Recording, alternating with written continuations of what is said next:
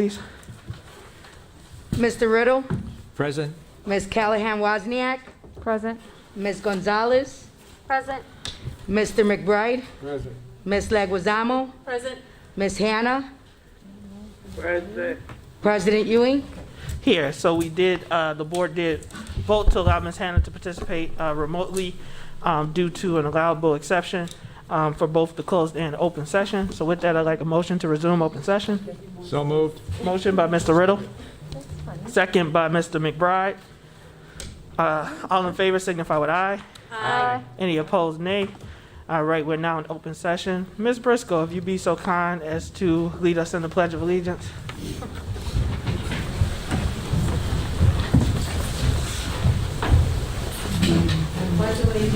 To the flag of the United States of America and to the republic for which it stands, one nation, under God, indivisible, with liberty and Justice for all.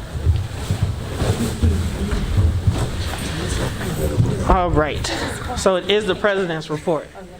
I am going to say that, believe it or not, I don't think we will be here long tonight. It has been a long break, so the board has been off along with staff, and we are getting back into the swing of things.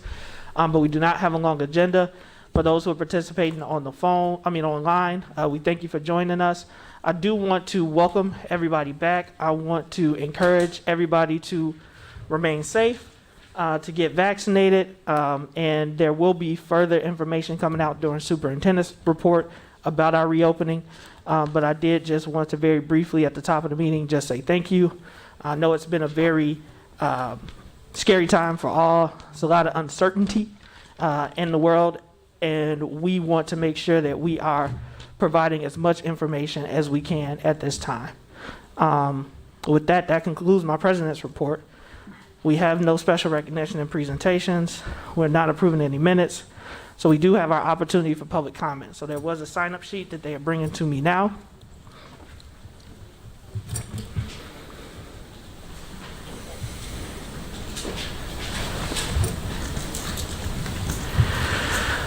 All right, just a reminder, when your name is called, please come up to the front and stand at the podium. If you need translation services will be provided to you. And you will get 6 minutes instead of everyone else will get 3, and that is to allow for the translation. We do ask that you refrain from using student and staff names in your remarks. After you give your remarks, I also do ask that you allow for the microphone to be sanitized. Due to the uptick in COVID-19 that we are seeing in our community throughout the county and the state, I am going to ask that you keep your mask on even while at the microphone. Just please try hard to pronounce your words because it may be hard to hear. First name on the list is Ray Vukovic.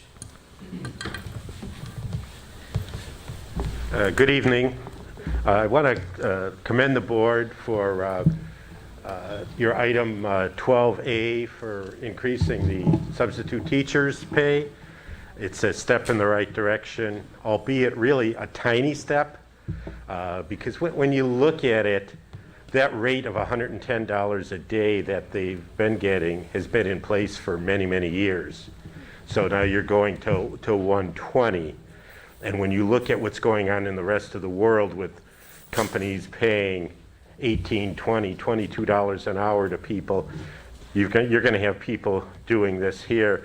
You know, substitute teachers have the responsibility of close to 30 young people under their care.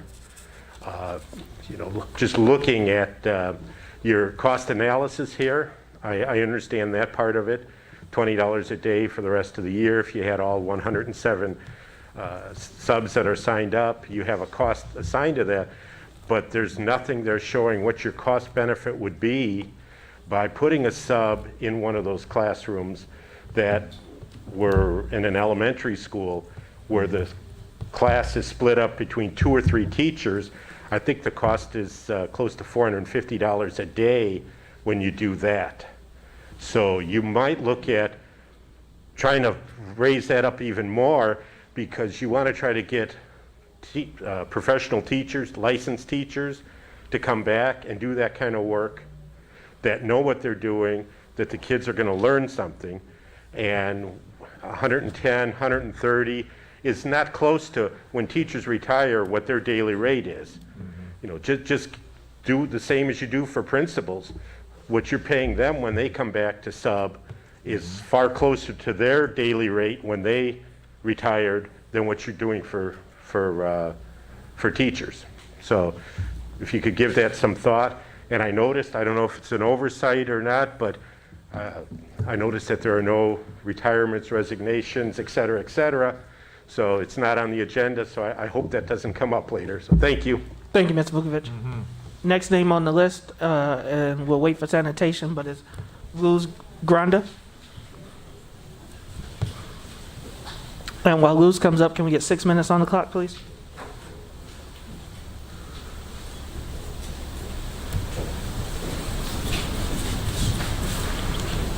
Mr. Ewing, can you have them turn that microphone up a little bit?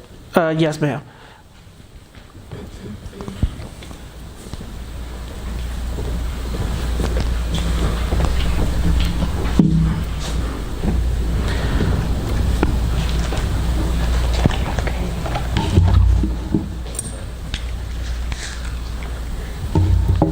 Can we do a test just with the translator so we can see if that's better for Ms. Hannah? Vamos a hacer una prueba para la señorita Hannah. Oh, okay. Hello? Is that better, Ms. Hannah? Can you hear?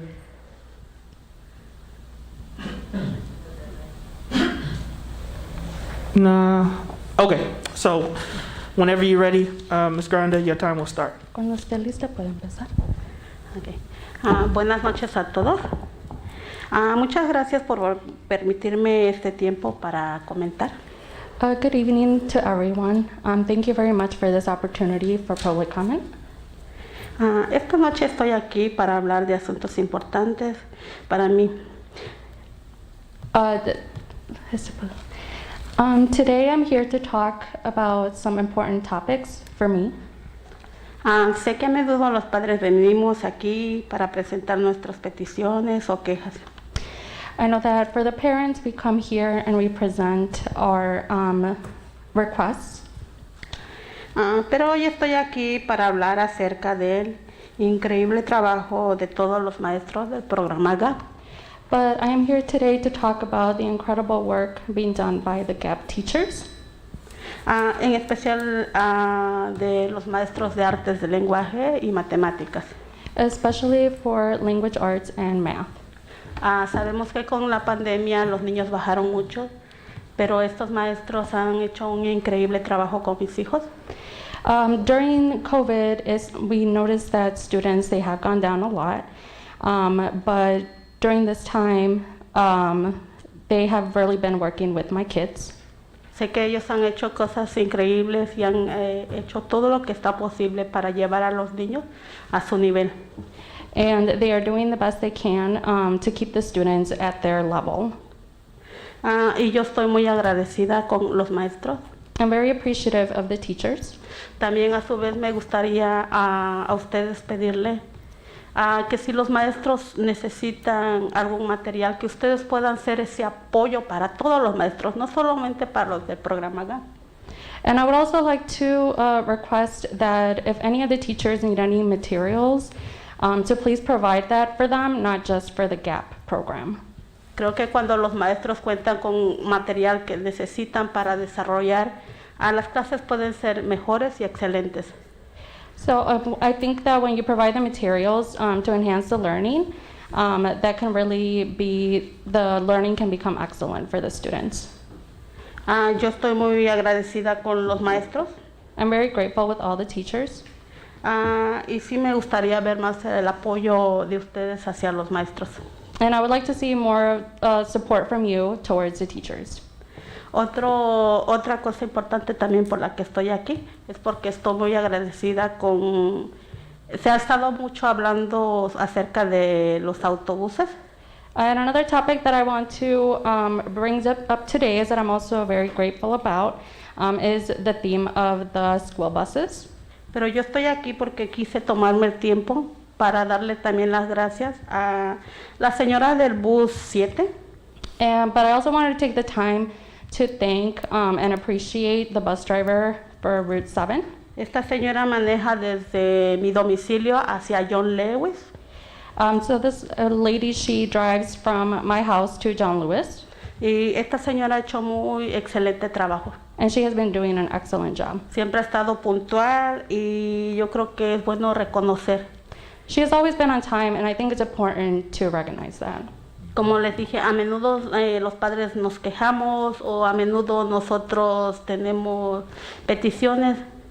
So as parents, we might complain and request and provide requests towards you. Pero creo que también es bueno saber reconocer el buen trabajo de las personas que están durante esta pandemia todavía. But I think it's also important to recognize the individuals during this time of the pandemic as well. Y yo creo que los maestros están haciendo un excelente trabajo. And I think that the teachers are doing a wonderful job. Y también las señores que manejan el transporte escolar. As well as the persons that drive the school buses. Y muchas gracias a ustedes por escucharnos. Thank you so much for listening to me today. Thank you. Gracias.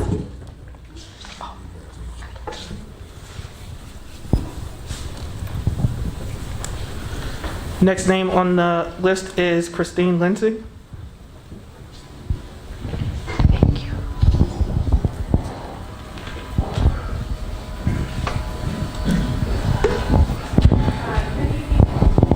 Good evening, board members and superintendent. I'm a mother of 3 with 2 in the schools, and I'm here today despite current recommendations because this seems to be the only avenue left.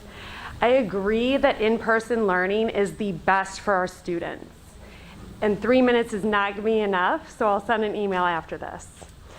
However, data tells us Omicron is 3 times more contagious than Delta, which is 2 times more than that of the wild variant, and some outlets are reporting it's 20 times more. Diabetes is a newly identified diagnosis post-COVID infections, and our kids are 166% more likely to be diagnosed with diabetes, and that's even more so for our Black and Latino students. Other seasonal illnesses are compounded by Omicron, resulting in increased hospital visits, and our hospitals are at 109% capacity. So if someone gets sick, where do we go? Where do we go?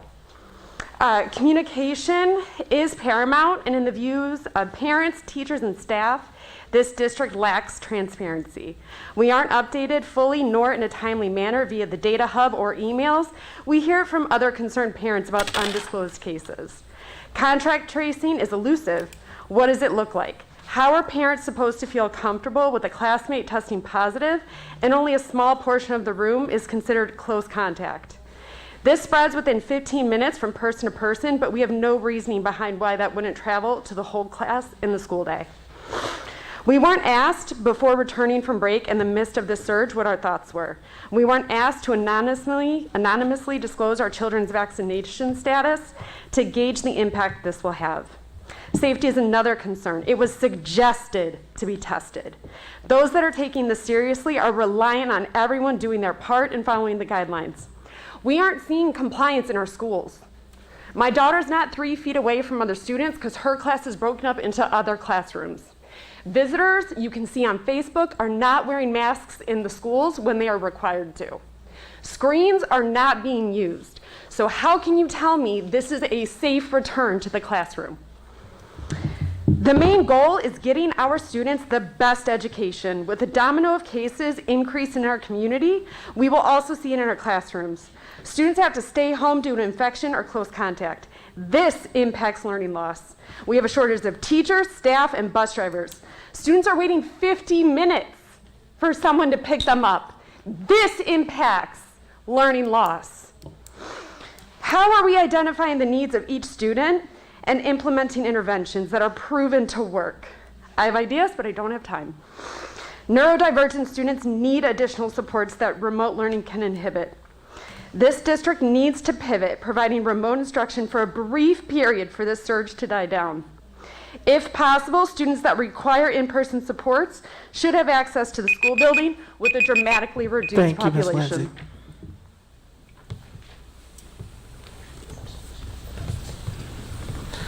Next name on the list is Brother Blanks.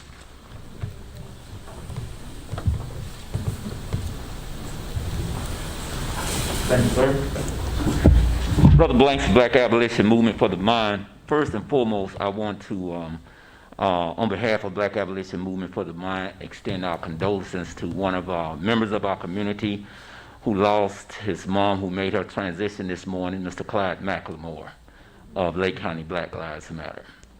Now, as far as on the education agenda, as you all recall, the last time I was here, I had challenged one of your history teachers, Mr. McCormick, to a debate. And since that time, me and Mr. McCormick has had an opportunity to meet, and we've gotten a chance to get to know each other for ourselves as opposed to public allegations and innuendos. And we have had some productive and positive, very positive conversation. And on that note, and the reason I'm speaking tonight, he agreed to the debate, and I would like the school to consider, in the best interest of education, on this issue of critical race theory. So I would like for you all to consider and let us know what we need to do to consider the Brookside Auditorium for such a debate with respect to whatever the policies and the procedures are. I think it's something that would be good for the community, and I think it's a good educational piece as a whole, with him bringing his perspective and me bringing my perspective. So I'm asking y'all to take that into consideration.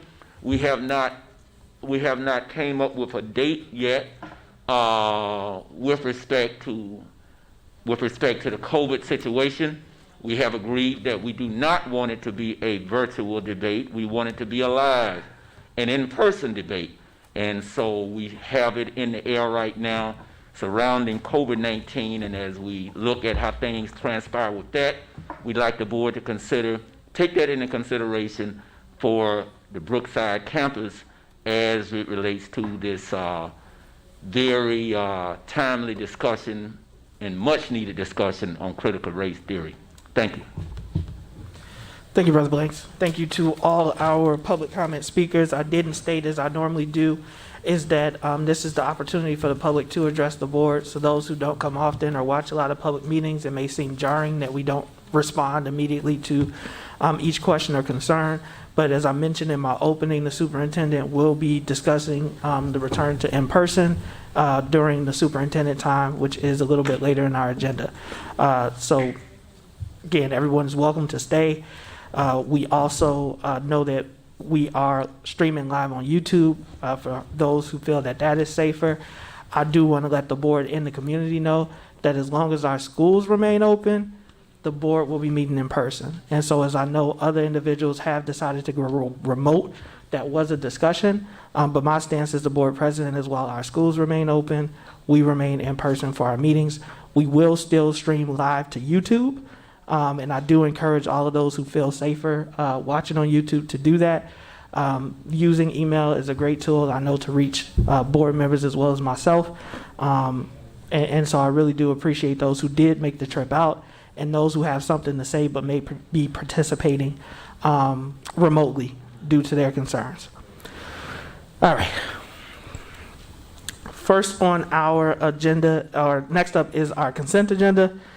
As mentioned, these items are routine in nature, should be non-controversial, and or are previously discussed. They have been presented, items A through F. Any board member can ask that any item be held over for any reason. Are there any board members who would like to hold over any of these items? With that, do I have? Yes, ma'am. I don't want to hold anything over, but I would like to make a statement in reference to the different staff members that are being slated to attend these conferences in different parts of our country, and in light of the increasing variant and the COVID, I am concerned that or should they at this time be going on any conferences until the country can get a handle on this this virus. That's the first thing. And then also on item F, why is the school district assuming the cost of this conference when the individual is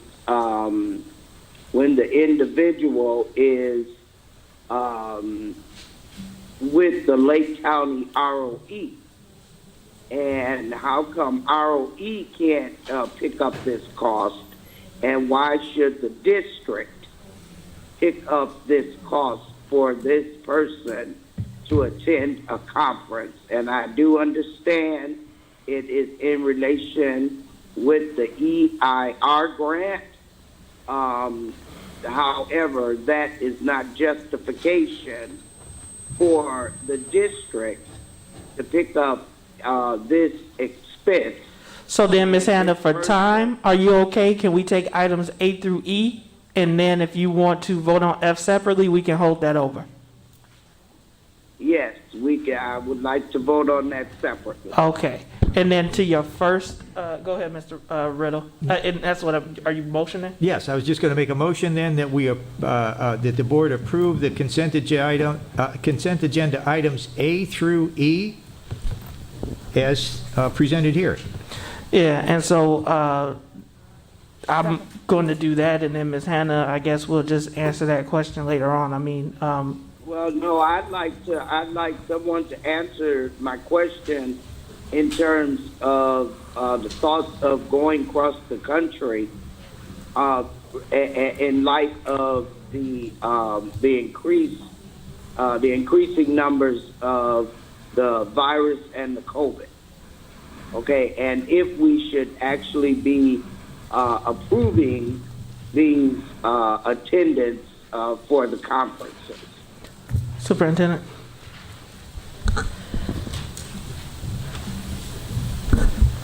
What was their question? I want to make sure I'm answering it. Why are we letting people go to conferences due to the current? At this time, Ms. Hannah, as you know, the conferences, I believe that the individual conferences that are in attendance, if they felt that there was a need to cancel, that they would start canceling them. As of now, they are asking for vaccination cards, etc. The conference is still a go. So at this time is why we are recommending that we allow our employees to attend.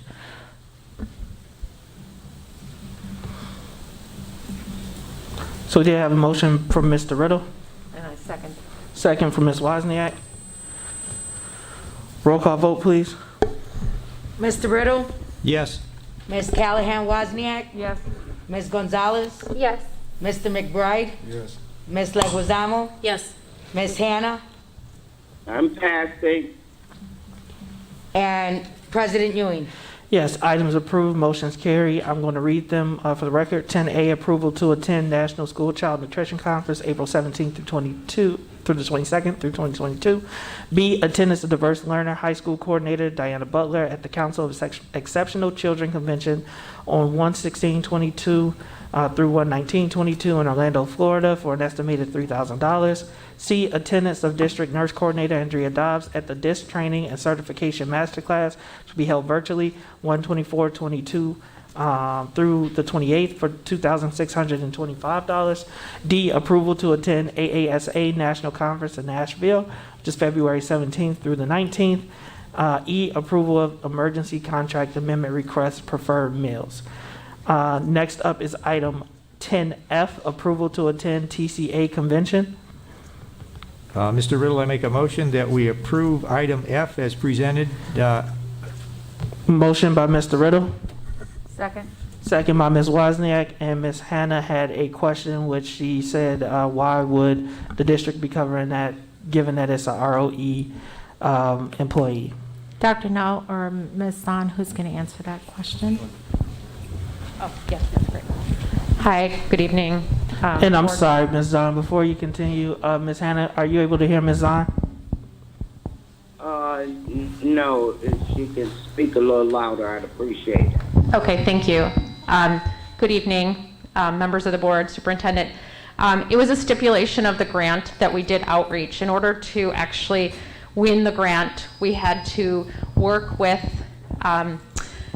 either a regional office of education or another entity in order to win the award. So we wrote in Lake ROE, an original grant proposal, and it was a stipulation. So they also have a budget for travel as part of their of the grant award. The budget for Lake ROE is actually very small for the grant. I believe it comes out to about $52,000 a year, $5,000 of which is designated for travel, and they have not used it. We are on year 3, so this is their first use of it. Really quickly, just to stand and explain how important it is to have outreach to other Lake County communities that don't have the STEM programs that Waukegan has. That is pretty big, and I'm very fortunate, and so is the rest of the department, that we're able to do this. But it turns out, in this case in particular, she is probably not going to actually attend the conference because of the spike in COVID, but they may in the future, so we left it on. The price of attendance virtually is about 1/10 of the price that's on today's docket. So I think that's a good enough explanation. Did you have any other questions? So she's gonna attend this virtually? Yeah, so the price is going to change, but at the time that this was submitted to us from ROE, which was a little while ago, maybe a couple months ago, the COVID numbers were not as high, but she has made a decision. She sent us an email this week that she's going to attend it virtually. However, she does have the budget to attend that in the future, and so we kept it. Well, then we should, why are we voting on this if this is not the actual item that, she's going to attend under? Ms. Polk? Why would we be approving it? I think, though, we are approving it in case, because it's in the future, and in case that she could attend it. I think that was the reason that we kept it on there. We were hoping, as everybody, that the numbers will decline and that, people will be able to attend that conference. Ms. Polk, I don't know, Ms. Ash, if you wanted to add too, is that it's up to, correct? So, I mean, we approve up to. If she doesn't go, then we wouldn't expend those monies, is that? Yes, that is correct. Thank you. And it is a part of her grant. So why are we voting on it and the way that it's wrote? And once we approve it, it's approved the way that it was presented. Which is up to, as Ms. Polk has explained, and I believe Ms. Zahn. So, Okay, call for the vote. roll call vote. Mr. Riddle, Yes. Ms. Callahan Wozniak, Yes. Ms. Gonzalez, Yes. Mr. McBride, Yes. Ms. Leguizamo, Yes. Ms. Hannah, No, and President Ewing. Yes, item approved, motion carries. We are now on purchases and contracts. So we have item 11A, purchase of Q4 STEM materials for K through 5 through the EIR grant. Are you on 11 or which one? No. 11A. 11A. Okay, got it. It is a recommendation of the administration. It is a recommendation of the administration that the Board of Education authorize the superintendent to approve the purchase of Little Bit STEM coding class packs for our students in grade K through 5 to support the work of the EIR grant during quarter 4 in the amounts of $29,408.71. Mr. Riddle, I'll make a motion that we approve this action as recommended by the superintendent. I second. Motion by Mr. Riddle, second by Mr. McBride. Any comments or questions on the motion? Roll call vote, please. Mr. Riddle, Yes. Ms. Callahan Wozniak, Yes. Ms. Gonzalez, Yes. Mr. McBride, Yes. Ms. Leguizamo, Yes. Ms. Hannah, Yes. President Ewing, Yes. Item approved, motion carries. 11B, Follett Destiny Renewal. It is a recommendation of the superintendent that the Board of Education approve the proposed contract to renew the current Follett Destiny Resource Manager and Library Manager for all sites within the district, managing library and textbook resources. Contract total $60,791.93. I motion to approve as presented and recommend. Motion by Ms. Gonzalez, Second. second by Ms. Wozniak. Any comments or questions on the motion? I have a Yeah, are question. we getting diversity in our textbooks and the books that are going into the libraries? Dr. Cesario? The question is, are we getting diversity in the textbooks that are going into the library? That's been a primary focus of the work that we've been doing with the curriculum writing, is to ensure that we're diversifying the materials that students are using both in class and within classroom libraries. So this has been an ongoing process for approximately the last 3 years.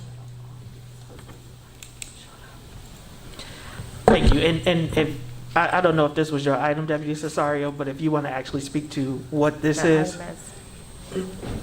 Yeah, it's really a technical manager. It's a software management system. I believe this is the software Yes. that helps Exactly. to really manage the inventory of the books. Yes. So the question where, are we doing that? Yes, we are doing that. This is really on the logistical side of it to make sure that we're inventorying the books. It's a software management system. Thank you, I Deputy. believe it was explained during the presentation in student achievement Thank before you, the Deputy break. Cesario. And then Ms. Leguizamo also had a question. Yes, so I was trying to, okay, I did find it here. It is also available for the high school campuses.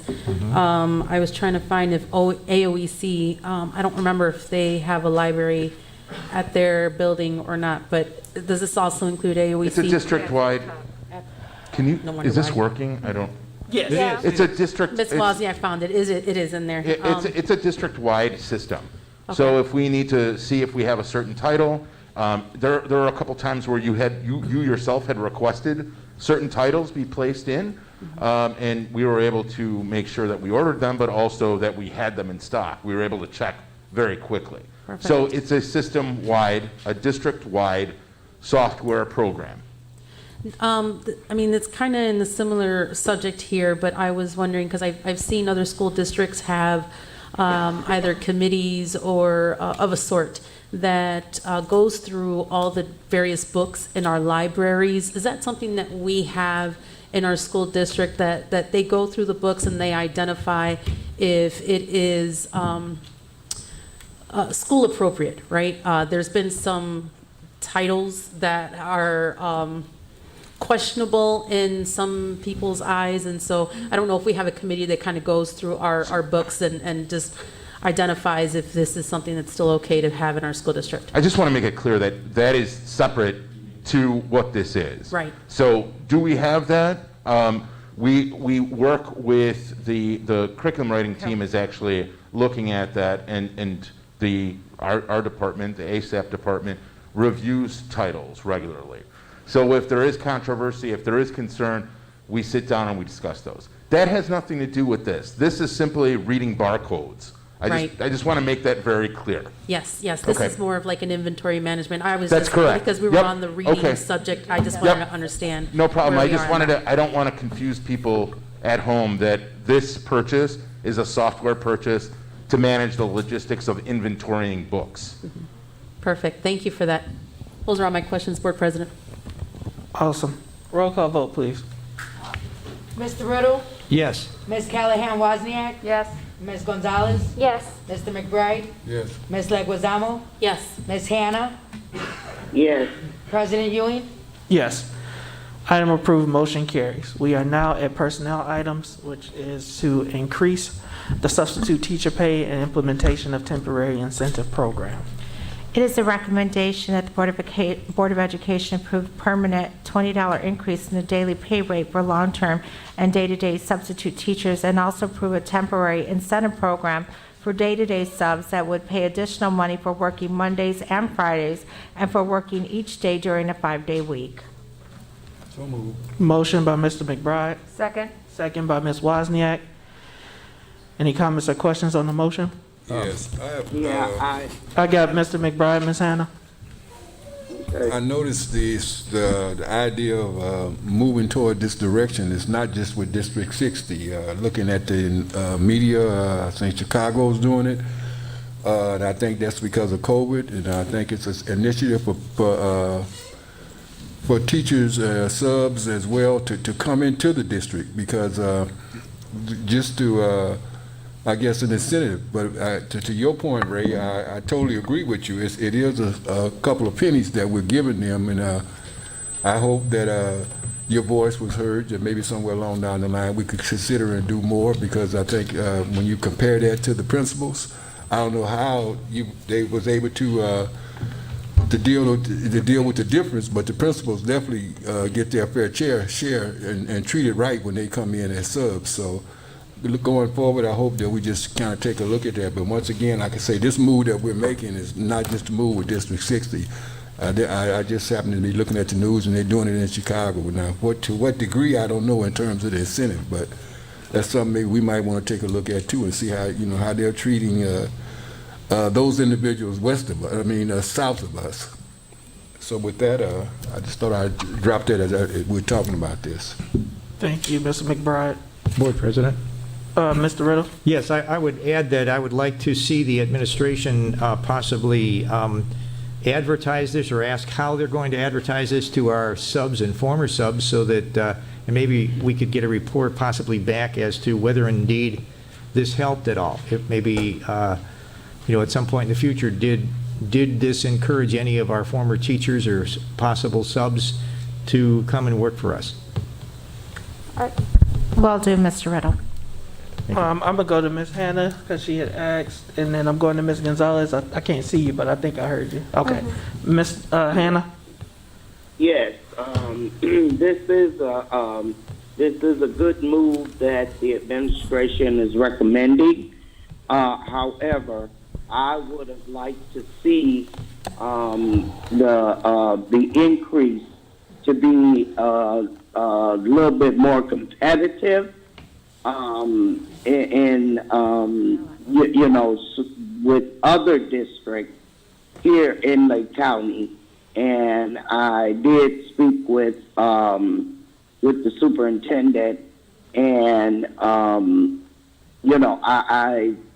heard what was said to me, but I just think that it needs to be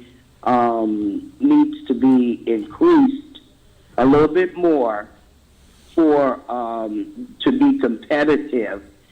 And I do agree with what Mr. McBride said, that hopefully, once we do this, that we'll be able to come back and look at it again at a future date. At this time, Mr. Moulton, can you please expound on how competitive our proposal is? Yes, thank you, Superintendent. Good evening, board members, superintendent, community, and staff. So that is an excellent point, Ms. Hannah, and we did do an analysis for some other Lake County school districts, and what we saw for the short-term subs was that the daily rates were anywhere between $105 and $120.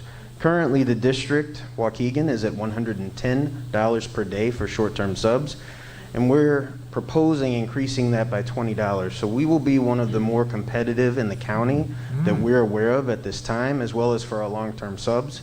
The incentive plan, which is linked to attendance, is to ensure that our students have substitutes in front of them if their regular teacher is not available to them on a daily basis. So we do think that we are setting a little bit of a trend with this from that regard, and we want to make sure that it's clear to everybody here, as well as those who are listening and who we advertise to, that this is not a temporary change for the daily rate. The incentive program is through the rest of this school year. The daily rate change is going to be permanent. Good. So I'll go to Ms. Gonzalez before I make comments. Go ahead, Ms. Gonzalez. Yeah, and I'll just add a brief appreciation to Mr. Moten for saying that, because I also wanted just to emphasize the fact that it is permanent. I also wanted to say that I don't want us to get comfortable normalizing having subs in our classes. So, I mean, this is a small step toward attracting people here and getting people in front of the students. But at the same time, you know, we need our teachers to stay with the students as they continue their academic year. And I think, you know, kudos to the team, the superintendent and her, you know, everyone involved in making this become an item. I think we're getting there, but I just want to emphasize that this is a small step, like some people have already mentioned, and I want to prioritize the people who do stay with us to have reason to stay with us, right? So thank you for that, Mr. Moten. I think that this was a really, really good thing.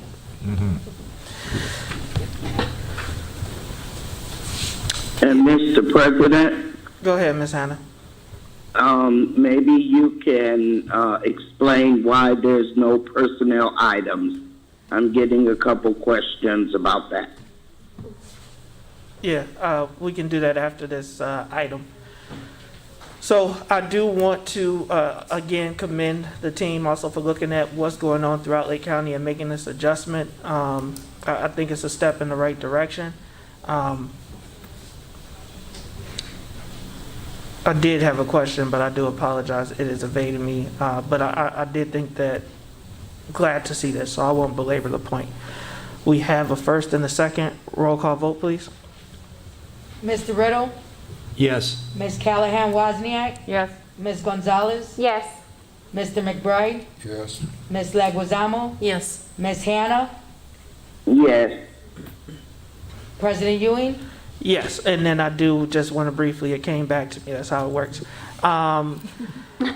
With this is we also want to talk about access for the substitutes, and along with Ms. Hannah's continual conversation is training. So providing them so that they have access to our district resources, as well as training before going in there, is because we want to make sure that people will go where they like to be. And so you can give all the money in the world, but if we're not an attractive district for substitutes, we still want to attract them. So I did want to add that, as the pay is great, but I know a lot of people are saying, hey, if I'm going to be there for extended time, give me a laptop. I need to have access to email to be able to communicate. If I have discipline issues, who do I talk to? And that has been a consistent refrain from our substitutes. And so we not only want to be competitive on pay, but also environment. So thank you to all those who work with that, and I did just want to add that. Next up, I'll speak to the personnel. Mr. Figueroa is in the back. There are no personnel items. We met as a team, as a board team, the Tuesday before we went on break, and we came back last Thursday. And so as of right now, nobody was here to process anything, and they'll be on the next agenda. Any hires, resignations, retirements at that time. So we are now going down to item 15A, financial reports, ratification of the first processing of board bills for January 2022, and manual check request payments and First Midwest insurance payments for the period of December 8th, 2021 through January 5th, 2022. It is the recommendation of the administration that the Board of Education ratify the first processing of board bills for January 2022 and manual check request payments and First Midwest insurance payment for the period of December 8, 2021 through January 5, 2022. The accounts payable board December 8, 2021 through January 5, 2022 payments total $1,240,974.83. The manual check request payments for the period of December 8, 2021 through January 5, 2022 total $2,335,415.28. The First Midwest insurance payments for the period of December 8, 2021 through January 5, 2022 total $727,571.04. Mr. Riddle, I so move that we accept the recommendations of the superintendent and approve this motion. Motion by Mr. Riddle, second by Mr. McBride. Any comments or questions on the motion? Roll call vote. Mr. Riddle, Yes. Ms. Callahan Wozniak, Yes. Ms. Gonzalez, Yes. Mr. McBride, Yes. Ms. Leguizamo, Yes. Ms. Hannah, Yes. President Ewing. Yes. Motion approved. Item carries. We are now at committee reports. Are there any? I can report out. Go ahead, Ms. Gonzalez. So I just wanted to remind folks who are interested in the PTAC, the Parent Teacher Advisory Committee, that there's a subcommittee meeting on Thursday at 6 p.m. I believe Dr. Hillary leads that committee. All are welcome. They focus on behavior and conduct. And yesterday I had a meeting with the Equity Advisory Council, specifically for my policy committee team. We're looking at the graduation requirements, and I know Ms. Fields had different committees split out for different policies that include curriculum, discipline, religious holiday observation, and I think that they're doing really good work. So expect to see more of an introduction to that team working on those things and some recommendations in the coming months about some policy revisions or recommendations to the board. So I'm really excited for both of the teams or both of the groups. That's it. Unless, Lucy, you want to add something for the pizza? Nope, it was great. Perfect. Thank you. All right, we have our student board member who is here, and he's not gone yet, but we have started voting on our new they have started voting for our new student board member, but we appreciate Mr. Husani and everything that he's brought to the role. It continues to grow with each new student board member, and so he's elevated it and set such a high bar, but I want to give him this time for his student board member report. All right. So good evening, everyone. So today I kind of just had two things I wanted to talk about. Obviously, I do want to mention COVID and how COVID cases are rising. And I did talk with friends. I did talk with a board member about this over winter break, about how my friends were specifically feeling about this. Mostly, or I would say some, were saying that they would rather go virtual or hybrid now. So they said that they would do that now because then it would calm down. Then it would calm down, and then we could be back in person sooner rather than later, and we wouldn't have to worry about COVID cases being around. So similar to, I know colleges, they had 2 weeks virtual or 3 weeks virtual. I know, for example, my older brother, I believe he's back on campus, but I believe he's still in his dorm and he's doing classes through virtually. I think UIC, I believe as well. So by doing so, students will be more safe, and then we can conduct regular school in person and have the events that needed to be happen, rather than being in person now, and then all of a sudden COVID cases start rising even more and more, and then we have to close it again, and then we don't know what's going to happen afterwards. So that was just some things that my friends were saying. One specific thing that my friend said, that maybe having it optional, because my friend mentioned that she wasn't able to learn virtually versus in person, and obviously I can agree to that. In-person learning is way much more better, and you learn easily hands-on versus if you're just sitting at home in an environment where you're not surrounded by your peers and teachers, and it's just more engaging when you're in person. And then of course, as of right now, obviously now that we are in person and we are staying in person, it's just a matter of making sure that we do it safely. And I think that providing the safe materials and providing the opportunities to get tested for students and families, making sure that we are able to still stay in person, and hopefully not go back virtually, and these COVID cases do go down. The second thing I wanted to mention, and I guess ending on a good note, and it's about Valentine's for veterans. So I have started kind of planning it. I did briefly text Miss Leguizamo about it, and obviously she's been involved since the beginning, and this is our third year conducting it. So that's going to be occurring this year, and hopefully for the upcoming years as well. We have I believe the Brookside Campus Gym reserved for February 6th, so that is a date to keep in mind. Hopefully for some type of in-person, whether it's limited to people in some capacity, and then maybe even have kits like we did last year, and maybe have a virtual option. So that's just something that I am figuring out with, that I will probably talk to Ms. Logozamo about, and then my team about how we want to conduct this. But that is just something that I wanted to mention. So I do hope for the board support, again, the community support and participating. I remember Mrs. Kalan Wozniak came to pick up a kit, and she supported that. So that's just something that I wanted to mention. And then, of course, for throughout the whole year, my term, I know that I'll probably say some last words, I guess, when the new student board member does come in. But I do want to say thank you for the opportunity and allowing me to be the voice for students. And I do hope that the next student board member, like Mr. Ewing, President Ewing said, can live up to my expectations. Just kidding. But I will definitely still be there. I actually know some of the people that are running, so whoever they are, I will definitely be there for them if they have questions, and I will help them out. But other than that, thank you so much, and have a great evening. Great job. Thank you, Mr. Usani. We appreciate your time, your service, and your student board member report. Next up is Delegates Report. Is there any? Mr. President, I would like to make the board members aware of the status of the national conferences, and according to the state president, he sent out a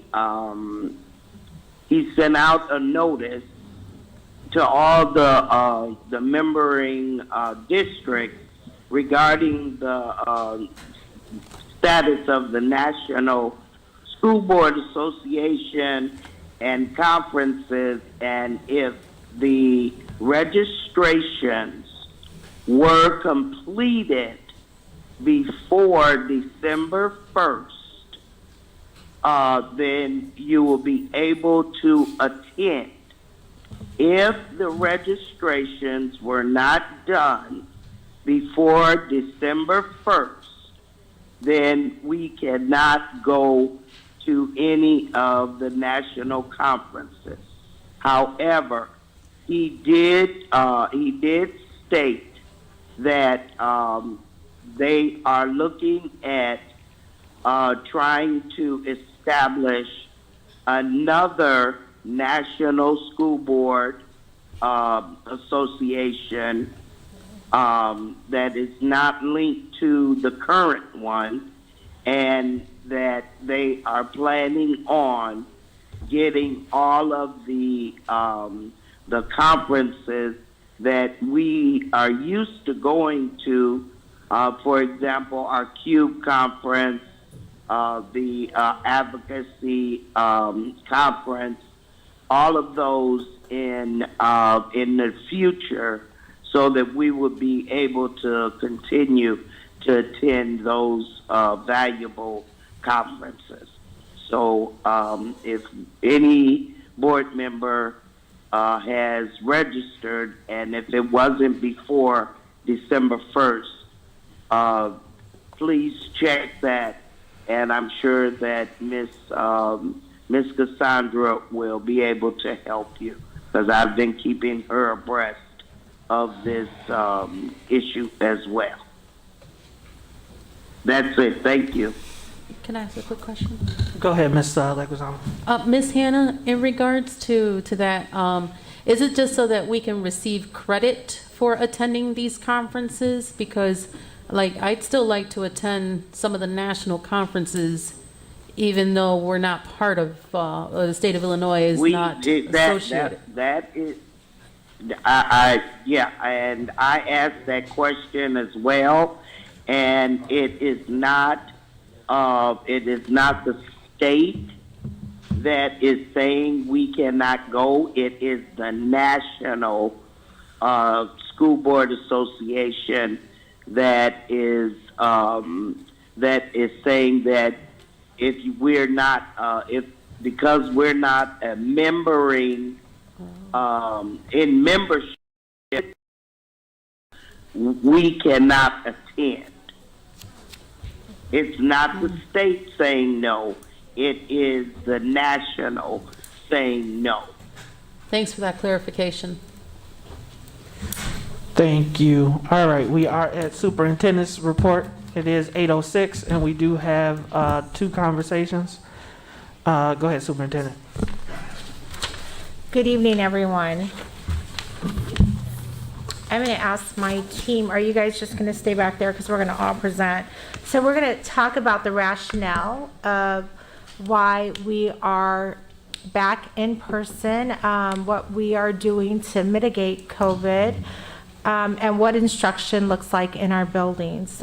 So on January 6th, classes resumed following winter break amidst a spike in COVID, not only locally but nationally. We understand that people have many varying opinions on whether we should be back or should we offer remote, etc. Resuming in-person instruction was not a decision we took lightly.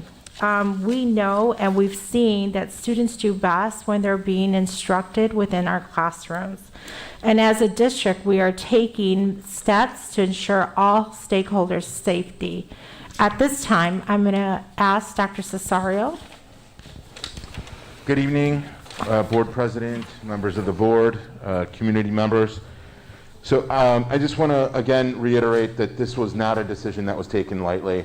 And as we've been doing throughout the pandemic, we've been looking at what the CDC has said in this recent instance, and currently the CDC is saying it's safe, and particularly when enhanced mitigation strategies. I'm on the microphone. You can't hear me, or?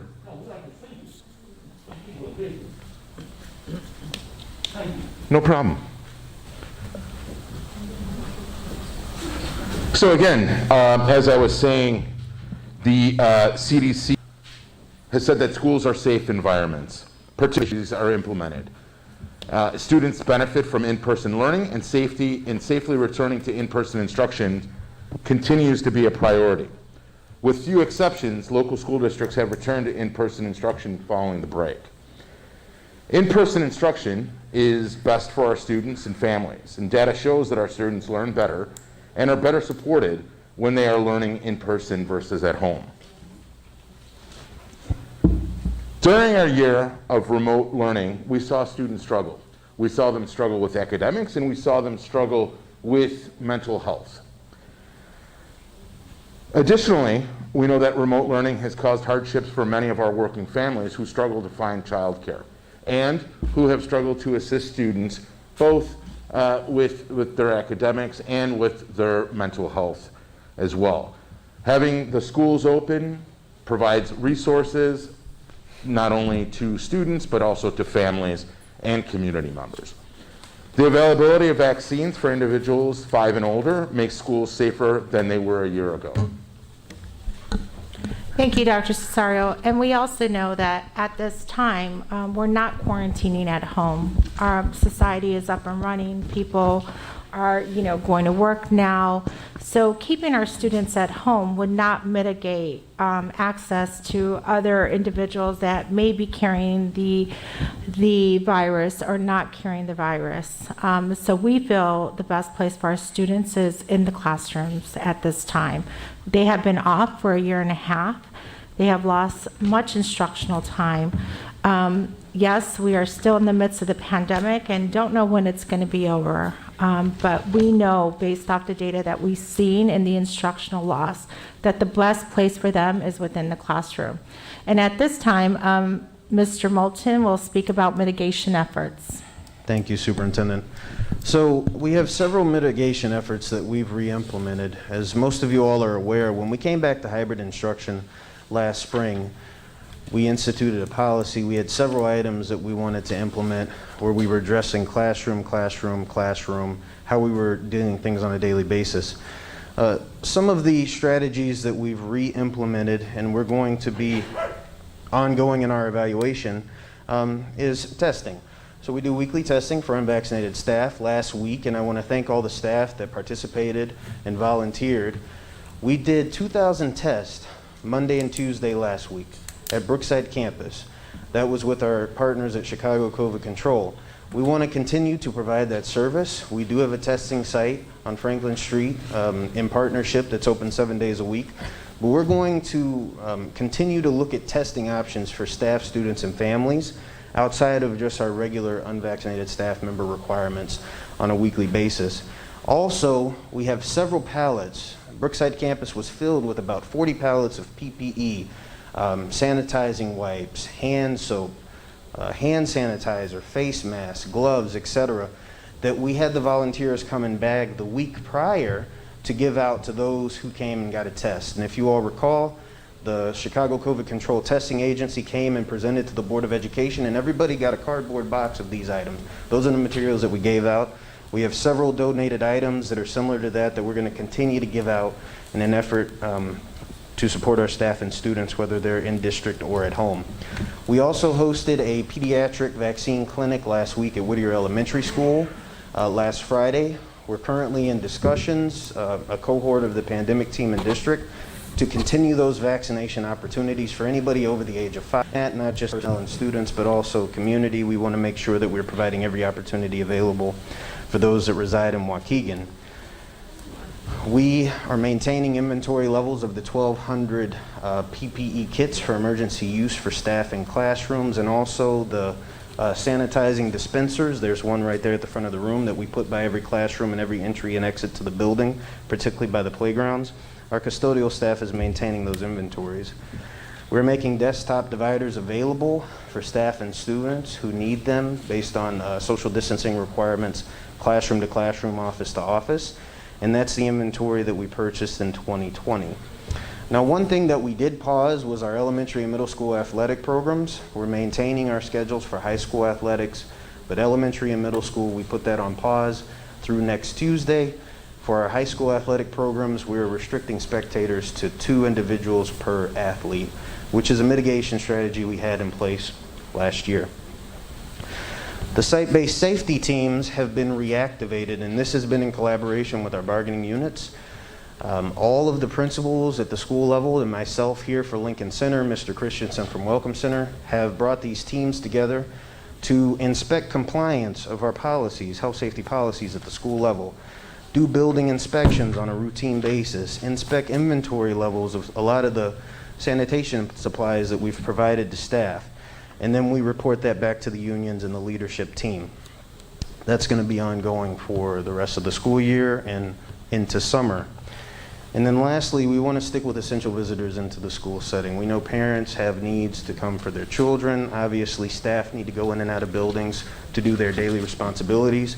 But we obviously want to restrict access as best as possible or provide appointments at the building level for individuals that need to come to the building to conduct district business whenever possible. So nextly, we want to talk about some quarantine supports, and Mr. Aladzakis is going to speak to that. Thank you, Mr. Moten. Appreciate the information you were able to provide. In terms of quarantine supports and quarantine itself, so as many people are aware, a few days back, the CDC, actually it was a little longer than that, the CDC adopted new quarantine rules. And late last week, the IDPH announced that they were going to be following those guidelines and that schools would be following the guidelines as well. This information was brought to us. The guidelines essentially shorten the quarantine time, so it essentially goes to 5 days for the most part if you're COVID positive, also if you're unvaccinated and you are close contact, or if you're obviously vaccinated, close contact with symptoms. Our pandemic preparedness team looked at this, and we made the determination as a team and the recommendation to stick with our current quarantine guidelines, which are essentially around 10 days, and they vary based on your vaccination status and different factors. And we just felt that at this time, we weren't prepared to make the recommendation to follow the loosened guidelines, which essentially would have people back in the building sooner following a positive COVID diagnosis. We're going to be reviewing those after the MLK holiday. We're going to be looking at them again and determining, based on what COVID numbers are looking like, based on what our schools are looking like, is that something we're comfortable doing? Because we know resolution is something that's important to our families.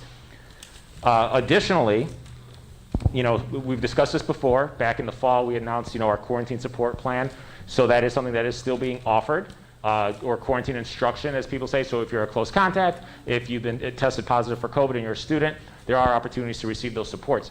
We're seeing those numbers kind of, they ebb and flow a bit during the course of the week. Right now, we're seeing the highest numbers we've seen during the course of the year, and that's not unexpected. We expected the numbers to kind of get a little higher after break.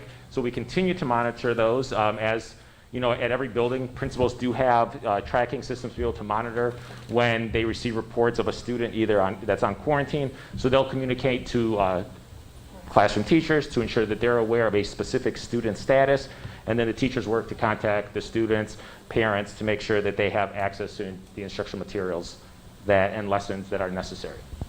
And so to talk a little bit more about monitoring, Dr. Cesario is going to close us out. All right, thank you, Nick. So in terms of monitoring, what I'm referring to here is our staffing levels, to make sure that we have the appropriate staffing levels to support our students. So daily, my team would meet to review the attendance, the student attendance, staff attendance, and administrator attendance. We started doing this the day we returned, and we continue to do it, and we'll continue to do it throughout the week. And if necessary, we'll extend this practice. What we're doing is deploying personnel as needed. If there happen to be an admin out, then we're sending someone from Lincoln Center who has a general administrative certificate to assist. We're also placing people in classrooms if necessary. But we want to make sure that we're doing this so that we can continue to support our schools, support our staff members, support our administrators, our teachers, and our students. So again, we're monitoring our attendance levels and those numbers of students who are also on quarantine. Recently, it's come to my attention that the quarantine plan that we have in process, the plan that we utilize to provide instruction to students and supports, academic supports to students who are on quarantine, that not all students are receiving those supports, or that those supports are not, they're possibly inconsistent from building to building. So we are reviewing those practices. We are investigating to ensure that we are providing the services that we set out and planned to provide while students were in quarantine. This afternoon, there was a meeting with our principals, where the area superintendents reviewed the expectations that teachers have regarding our quarantine instructional plan and support plan. So that was reviewed and discussed, and the admin was sent away with, they were asked to review where we're at and to assess if there are areas of needed improvement or support. So we hope to ensure that any kind of issue with students and parents not receiving the supports that are needed while they're in quarantine can be rectified and done so in a timely manner. Yes. Your first point of contact, of course, if parents have any questions, is please to direct them towards your principal. Please know you can always email me, the superintendent, but your principal should be your first point of contact. And of course, this is still a very fluid situation. Right now, the decision is to stay in person. Depending on, this changed rapidly, right? I mean, we would not think that we're three variants in now. And so decision tomorrow can change, but we do know and feel that in-person instruction, just socially, emotionally, and academically, is the best place for our students. Safety is our top priority. If our staff needs supplies, please know there are plenty of supplies at our school. Disinfectant, masks are available. If anything is needed, please direct those questions, or needs, or wants to your building principal. Thank you. Ms. Wozniak. Would it be possible for us to get student attendance reports as well as teacher attendance reports, and whether they're virtual and We have the quarantine, virtual? we have the data on all of that. So we're monitoring that daily, and that's one of the things we go over. Right. So we actually have a spreadsheet. I can share that with you. We can actually, Dr. Nault, can you ask Eric to share that spreadsheet that we use with the board members, please? As well as teachers? As well as teachers? I believe that the teachers, it's teachers, admin, and students. Okay. Yeah. Okay. So we have that. I mean, what we're using is a little bit different than different reports that might be pulled from Eric that are, we're looking at it at twice a day actually because of the late start. And so then we look at it again after noon. So we look at it every day at 9:15. We get a general idea. We have some of those late start schools. So we work with the area superintendents. We're in constant contact throughout the day, as well as with LeBaron's team to ensure that whatever we need to do, we're trying to address it immediately rather than waiting. But I do have to give kudos to the area superintendents and to the rest of my team and LeBaron's team for being very responsive over the course of the last week. The pandemic team, all those folks who are involved with that have been very responsive and we've been meeting multiple times throughout the day. I will say that this is daily, multiple times throughout the day, just to ensure that we are providing services to our students, to our parents, our teachers, and our admin as best we can given the current circumstances. Mr. President, I've got a couple questions. Go ahead, Ms. Hannah. Okay, thank you for that update. But I got a couple questions. The first question is, what is considered an outbreak? And are we looking at when we get to that number that indicates there's an outbreak in a building? What is the plan to address that? That's number one. May So not be able to answer it right now. Can you let them answer that before you move on to the second one, Ms. Hannah? Sure. So I don't want to speak for the entire pandemic team, but I do want to say that what we considered, where we were at last year, where we were at in March of 20 is quite different than where we're at right now. One of the things I mentioned during my presentation was the fact that we have a lot more people that have been vaccinated now. We also know that one of the things that was a key factor in decision in order to be consistent with the 10 days, whereas people have reduced it to 5, we continued with the 10. We wanted to be consistent with that. We wanted to be as safe as possible. The other factor, though, was a big concern was that we know that if students are in school, we have mitigations in place, whether or not they are followed as closely as people think, or if they could be better followed in certain instances, we have them in place.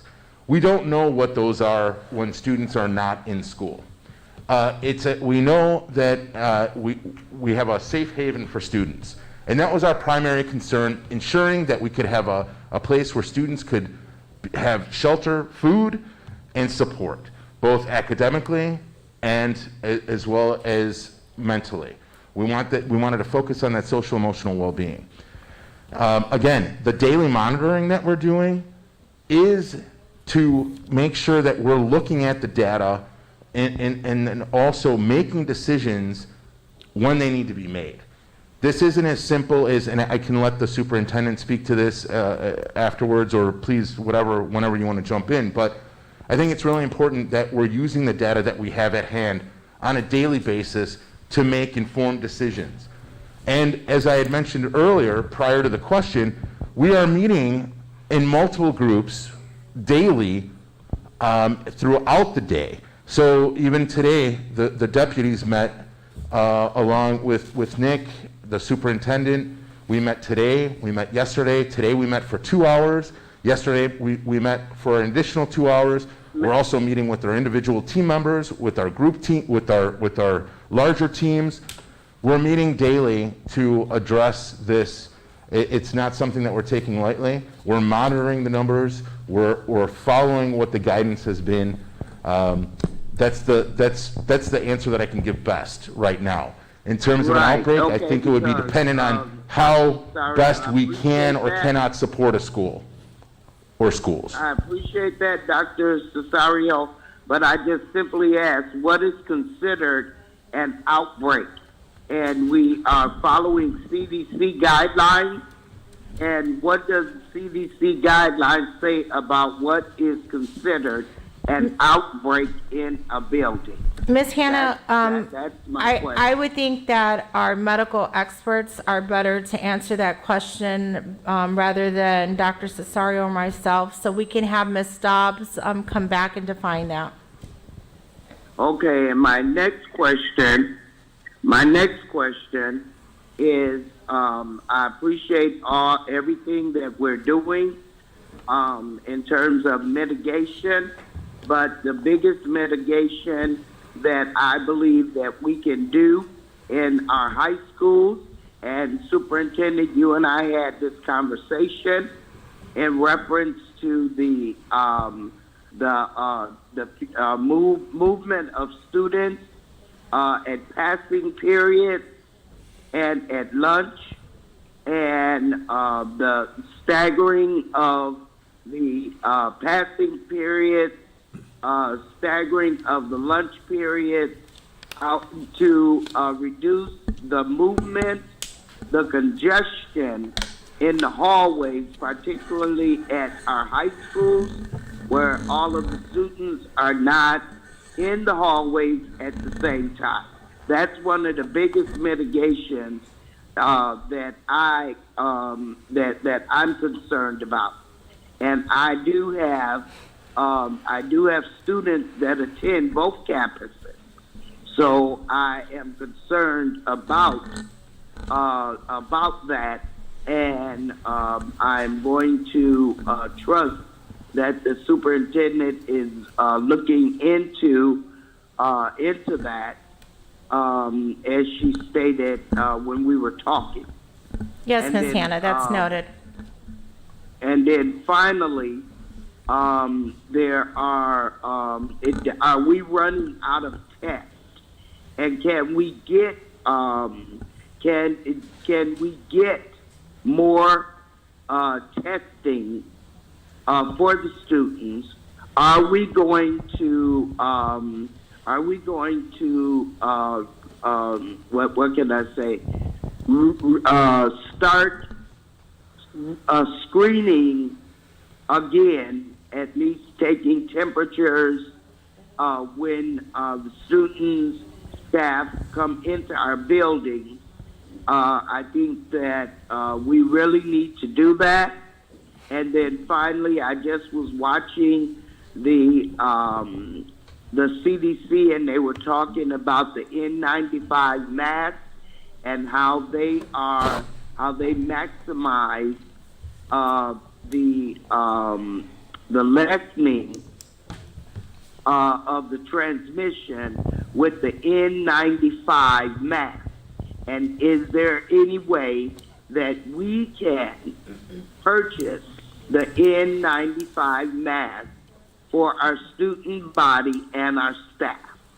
Ms. Hannah, the conversation on the N95 mask is coming up, and it's under discussion topic, so I believe that question will be addressed then. Okay. And also about if we could get more testing. So, go ahead. Go ahead, Adriana. I had two questions if Dr. Cesario and Mr. Moulton want to take a moment to answer. It's mitigation efforts, so it's relevant, hopefully. Ms. Gonzalez, if I could just speak to one of Ms. Hannah's questions regarding the testing. So, as I mentioned earlier, we are doing weekly testing. We do, through our third party, have a testing site available 7 days a week. Now, we are currently in negotiations and discussions about adding another 7-day-a-week testing site in another part of Waukegan, which would be more towards the south side of Waukegan, that would be open to the public, but prioritize our students, staff, and their families. And then we're obviously looking, as we receive donations, if we get testing kits from organizations, we're going to issue those out so that parents can have readily access those tests at home and not wait for our testing program. Can I ask my questions now? My first question was kind of pertaining to the testing, because I know that you have been reaching out to some folks, and I've heard other parents who went to the testing site, which, you know, I absolutely appreciated, and I thought all the volunteers did an amazing job. I'm really appreciative of our partners, you know, superintendent, everyone who was there trying to get people through in and out. I worry, though, even for the testing, that some people have not received any results yet. And I don't know if that's a further conversation that we need to be having with our partners, or the labs even that they send the samples to get, you know, reviewed. But I feel like they're, you know, if we need to apply pressure at any point in that process, where do we best put that pressure, and how do we help that partner get the results more quickly to the parents? Because some people still haven't sent their kids to school because they just don't know, and they're afraid to. And I see those parents, but so that's my first thing. That you don't have to answer that for right now because you're obviously not the lab, but you know, give us some sort of update, hopefully, as to when people can expect that, and you know, what the conversation looks like with that partner and with the labs that they're working with. The second thing, though, I wanted to ask, you know, and I know we had talked about it because there is some sort of system that we approved not too long ago that had the data hub for it. But do we know what percentage of our student body is vaccinated? Do we have that data? Yeah, so thank you. So the program that you are referring to, I believe, is Crisis Go, that we've utilized and leveraged for staff to get their vaccination status. We are building a campaign right now to roll it out for students, as we have the students integrated through Infinite Campus in the Crisis Go. We can track attendance and other things like that. But we are currently working in the pandemic team and the operations team and everybody involved to really push to transition students to that process. And I know the superintendent and I have had conversations about really pushing that campaign for this spring semester. Obviously, we know we have a lot more students in the system than we have staff, but that'll be a way where we can maybe have we'll have a little more of an automated system to track vaccination status, testing, compliance with testing, non-compliance with testing, etc. Not just for staff, but as well as students. So there's going to be more info to come on that. We're seeing that that's a rather large endeavor, but we also want to make it as automated as possible so that it is an ease of use for the students or for parents who are assisting younger students. So I just have a couple things. I know you guys spoke to them, but I have to be very, very clear as a parent and to those who are watching on YouTube. So we sent out the letter. There were a lot of conversations. We encouraged parents to test. Monday, my wife went to 3 testing sites. All of them, the wait was over 3 hours. So she had to leave. We went again. I went on Tuesday. I came to the school site. It's 5 degrees or whatever temperature it was, 10 degrees. We had people that were lined up outside in the cold, and that was all the way down the Brookside parking lot drive. So then I went to the downtown testing center at 7:35. They didn't open until 8 a.m. I was the 19th person in line. Took me 2.5 hours in car with my kids in order to get them tested. School started on Thursday. I got my results back Sunday night. those who went to the testing facility, as Ms. Gonzalez is mentioning, still have not gotten their results. So as Ms. Hannah and you heard from the board, and you even heard from public comment, we want, testing has to be a part of the equation, but we can't tell parents to test if we're not going to be able to get the feedback in time to even make an informed decision. So I would like us to reach out to, I know Abbott Labs or some of our previous partners, to see what we can do in order to encourage additional testing facilities, and what we can do from an advocacy position in order to see are there additional labs or testing in order when we get these spikes that people can actually get information in order to help stop the spread. We mentioned Mr. President, can I just give you some information? The testing site on Grand Avenue that is closer to 41, they have a very good system, and they're allowing, they're just passing out the test kit. They give it to you, you go to the parking lot, you fill out the information on your phone, you do your test yourself, and then you bring the test back, and you'll get that within some hours.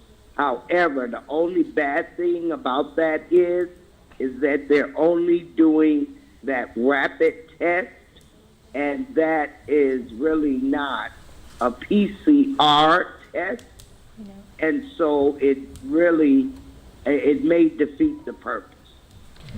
Can I chime in, or were you not done? Yeah. No, let me let No, you finish. that's I'm sorry, President Ewing. And the second one was, which is said will be addressed tonight, but I do know there was a large number of students that were out, and I'm hearing constantly from parents, as Deputy Cesario mentioned in his remarks. I just want to make it crystal clear, is that we do have a plan, and the board approved upwards of hundreds of thousands of dollars in order to implement a plan in order to make sure that students are quarantining have access to resources so that they can continue their education while they're at home. Brother Blanks talked about it at the beginning of the year. We know that students will quarantine, so we want to make sure that as parents, they should know the process, and if we need to do better and letting parents know what they need to do, and then making sure that staff members and students know what they need to do in order to make sure that when students are quarantining, because it's going to happen, that they know what the expectation is and that everybody is following our expectations. And then we've spent millions of dollars in PPE and supplies and inventory. And I personally don't want to hear from teachers or staff who are saying that they don't have access to supplies. And so I appreciate Deputy Cesario for jumping on it, making sure that the entire district received an email as far as how they can request supplies. But I want to make it very, very clear. We are talking about building another warehouse because we have so much inventory. So we need to move the inventory from the warehouse into the classrooms in order to make sure that's getting to the people who need it. And so I appreciate you guys speaking to that in your presentation, but sometimes they get lost in the words. So I just wanted to make it crystal clear for all those that are listening that you all are aware and that we are aware, and that not only are you working on it, but there have been some things that have already been implemented, but that testing is a big one. And then if we're going to have people test, they got to get the results. Can I speak to that? I'd be remiss, and please know I'm going to state this with all due respect. We are in the business of education. With the onset of the pandemic, we have provided vaccination opportunities and testing opportunities. We personally do not test. So the district is not holding any test results. We partner with outside agencies who come in, and we volunteer our time at these events to ensure that testing can take place for our community. Now, the turnaround time, that is based off of our outside agency that we partner with. So we will contact our outside agency to see if they can to talk about their turnaround time, Mr. Moulton, and see if that can be quicker.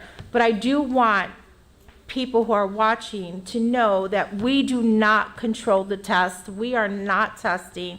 This is an initiative that we know is so crucial for the safety of our community and our district.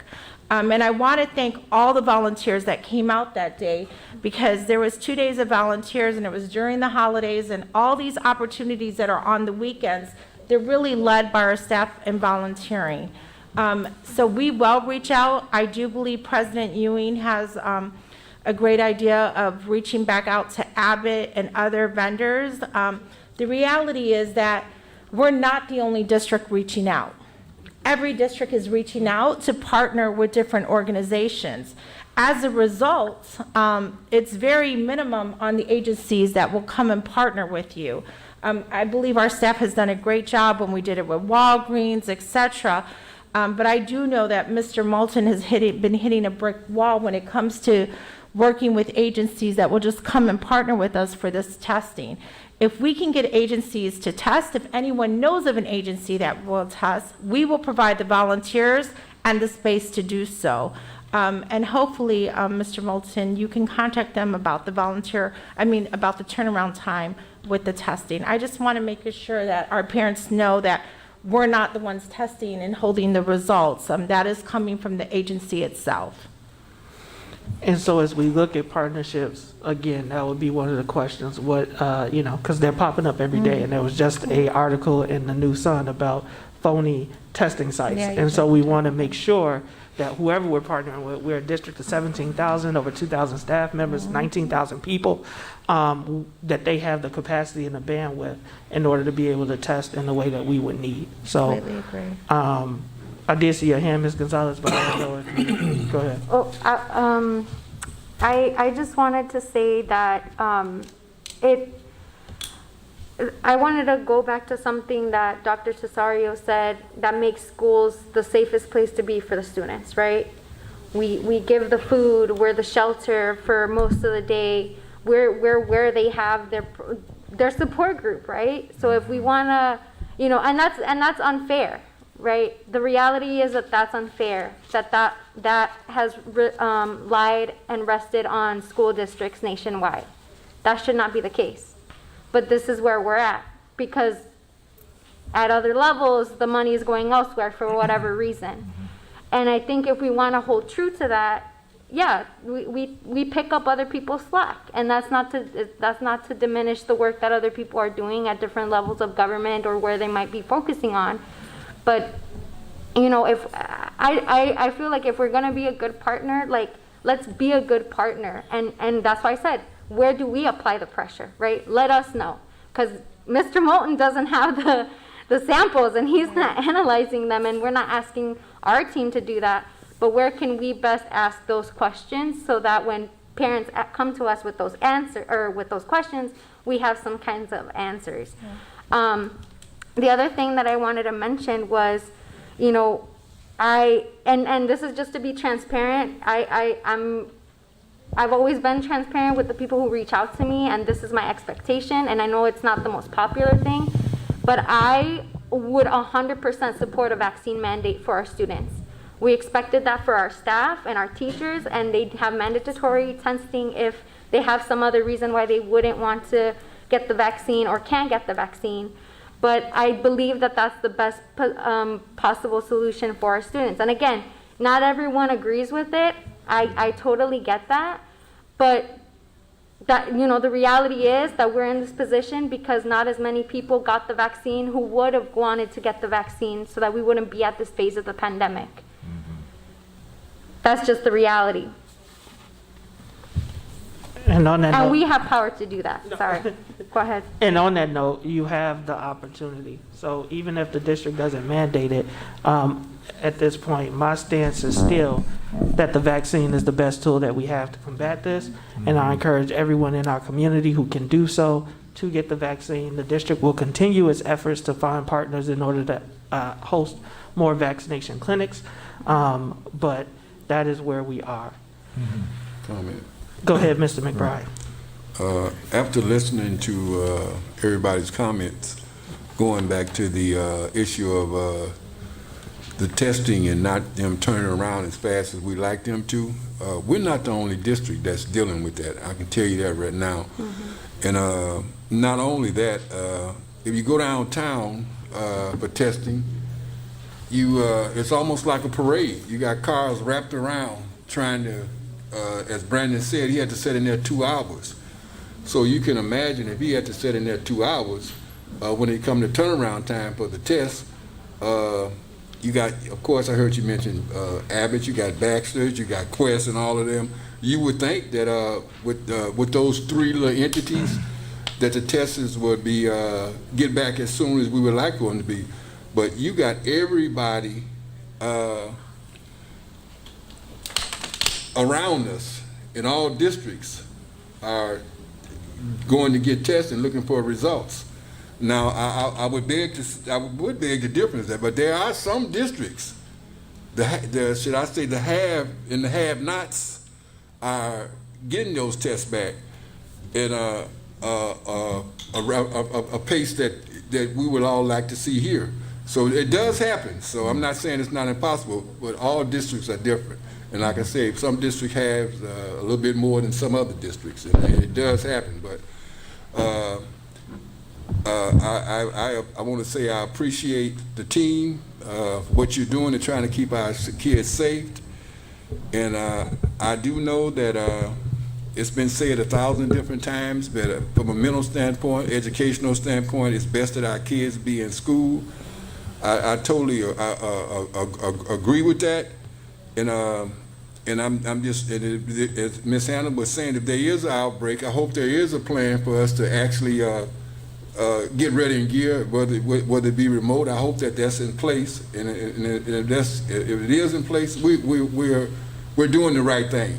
But right now, we're not the only district that's in remote that's in personal learning. And I think they all believe in the idea of what we all keep saying is best that our kids be in school. And as Adriana said, as I thought about that, I started thinking about the Black Panthers.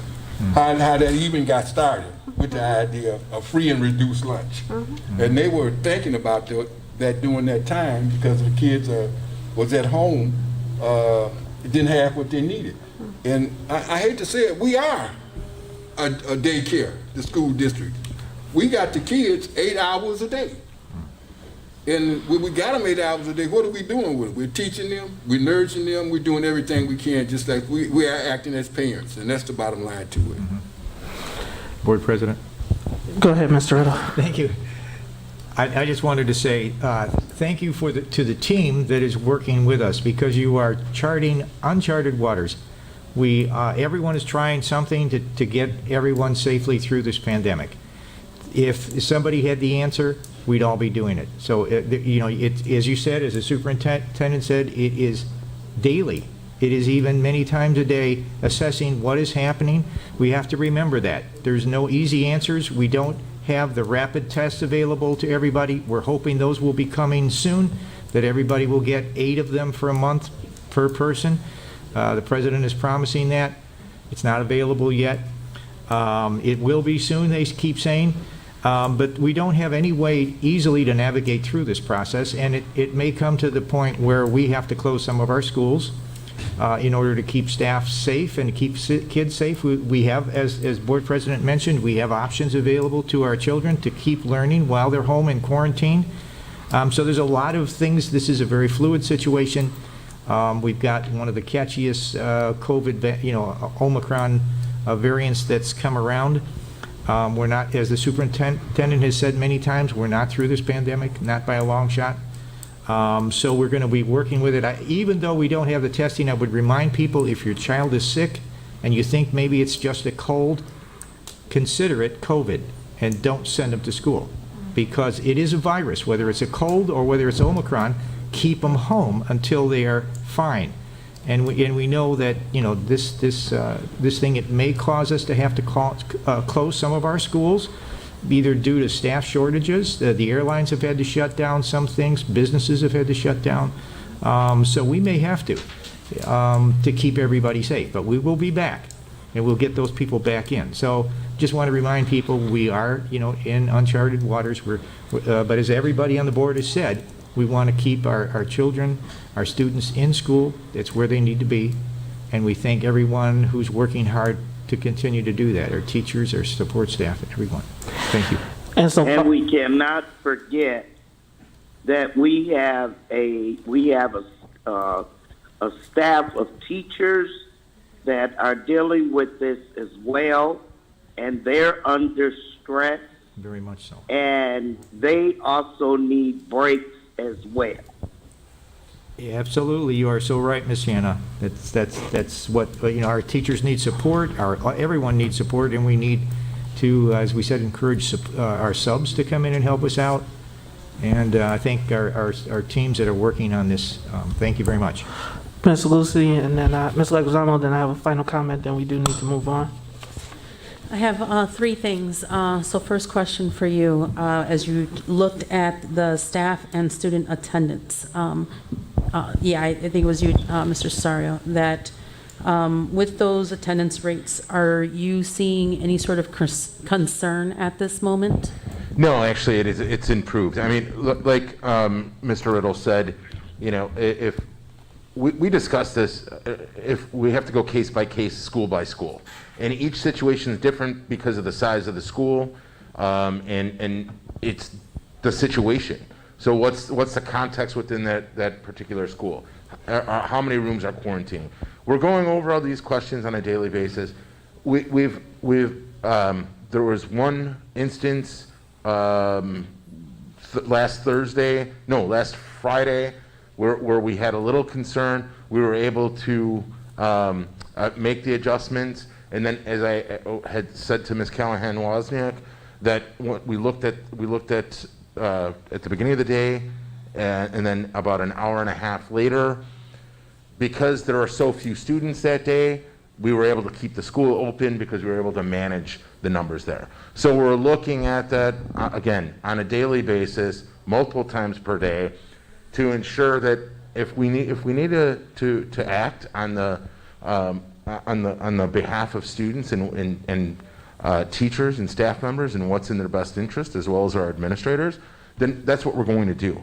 But again, as has been reiterated from the board members, from all of you, our primary focus is to make sure that we can continue to provide services and a safe haven for our students.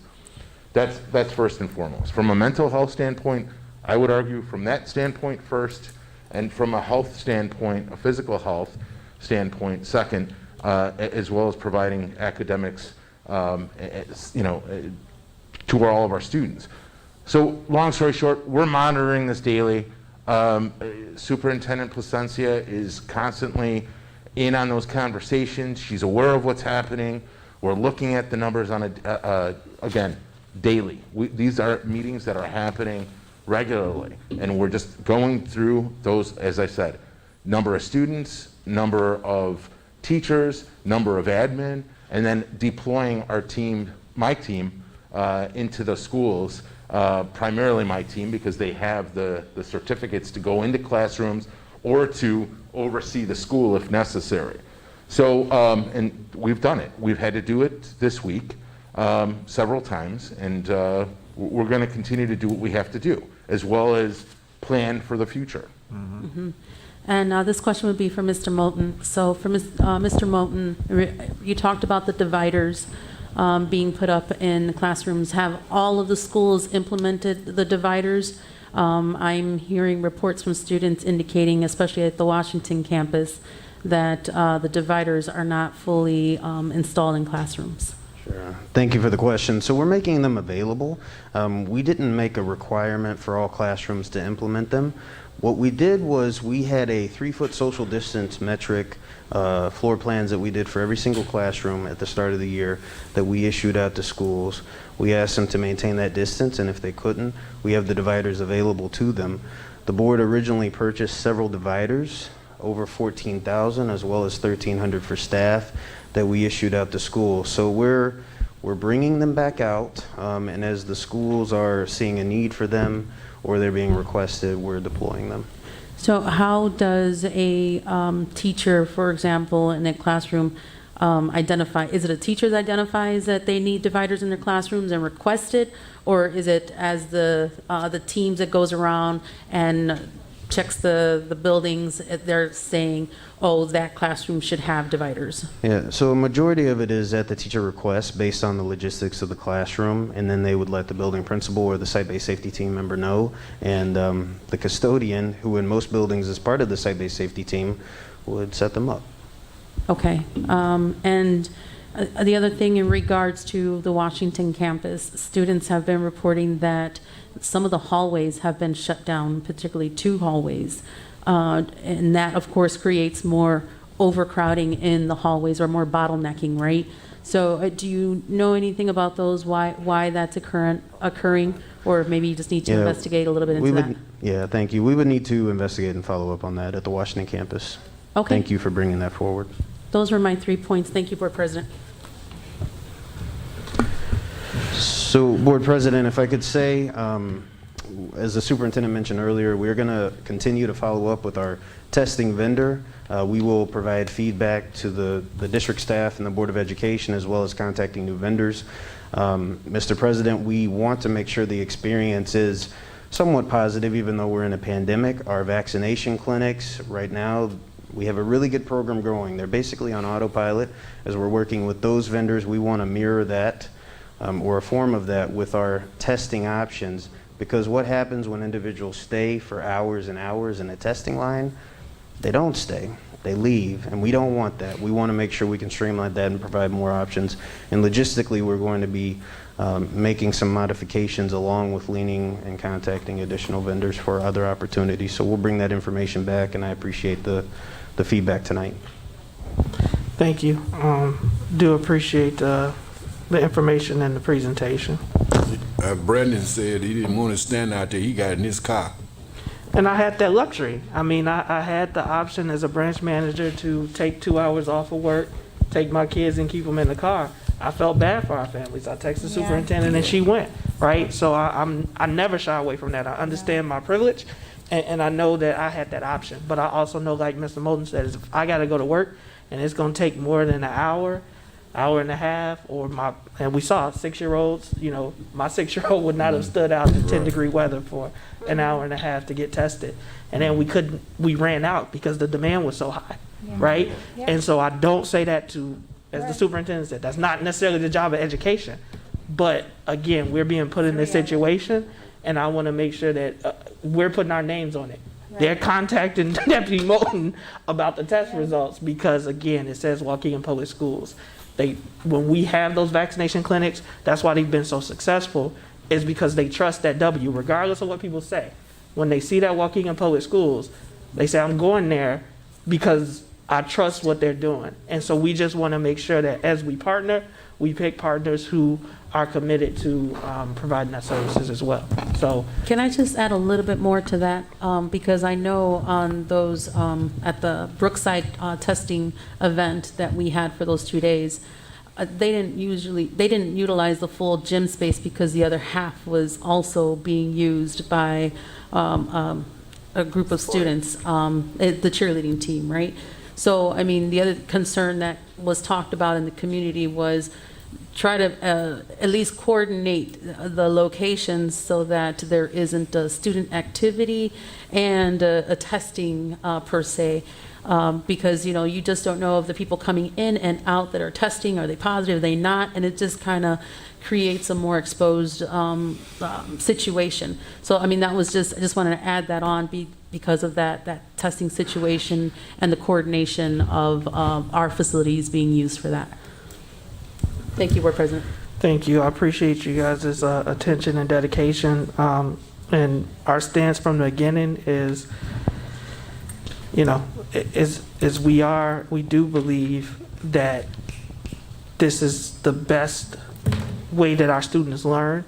But I also want to reiterate to the community, staff members, even the Board of Education, that the superintendent is the one who determines. So I know there's a lot of questions and are we going to vote? Are we not going to vote? What is the board going to do? The board does not make the decision on opening or closing. We do advise, we do give information, we do ask questions. But at the end of the day, the decision will remain with the superintendent. So I did want to, as a wrap up, to do we open, do we close? It's not a formal vote. There's not going to be a yes or no. The superintendent will decide based on the information, what the community is asking, and I know it may be premature at this point, but what are the metrics? We had metrics that we used. We understand that things have changed, but what are those adjusted metrics? So then we're not having to make, on the spot decisions, 10%, 14%, 12% vaccine, and that's why it's important for us to know what our current vaccination levels are, which will help in making those decisions. So thank you to all those and for the report and for the conversation. The information item is the Foia Report. We have new business. I'm going to hit the new business. I'm going to ask for the relevant individuals who ask that they be agenda items to state what it is that they kind of wanted. And then we can give each board member an opportunity to speak to it. And then if there's a consensus, we will give direction to the staff in order to either research or questions on implementation. If there's not a consensus, we will move on, but it is now 9 p.m. So first item, 19A, is cell phones in schools. So Ms. Hannah, I will ask you to briefly describe what it is you would like to do. I'm sorry, Mr. President, could you say again, my grandbaby is sick. Anyway, tell me what you said again. So we are at discussion items. There were 2 board members who contacted me to put items on the agenda. One was Ms. Hannah, 19A, which is cell phones. I'm asking you to briefly describe what it is you're asking from the board. Then I'll give each board member an opportunity to respond or weigh in on a topic. If there is a consensus, we can give either direction or seek information from the administration. If there is not consensus, then we move on. And so I asked, because you reached out, and the first item, 19A, is yours. What are you asking? Yes. I am asking, and I know that this is not popular, but it is smart. And there comes a time when we have to say enough of the disruption, distraction of those cell phones in our schools. I looked at the survey that we did back in 2017. That tells the story, in my opinion, that of course students are not going to say they want their phones taken away. Of course, they're not going to say that. Some of the parents are not going to say, yes, take the phones away. But in consideration of what we have been going through with those cell phones in our schools, and it's all the way from the middle school up to the high school, with the disruption, the fighting, the lewd videotaping of inappropriate behaviors of students in our schools. We need to think about banning the cell phones. And we are not going to be the only school district that has done that.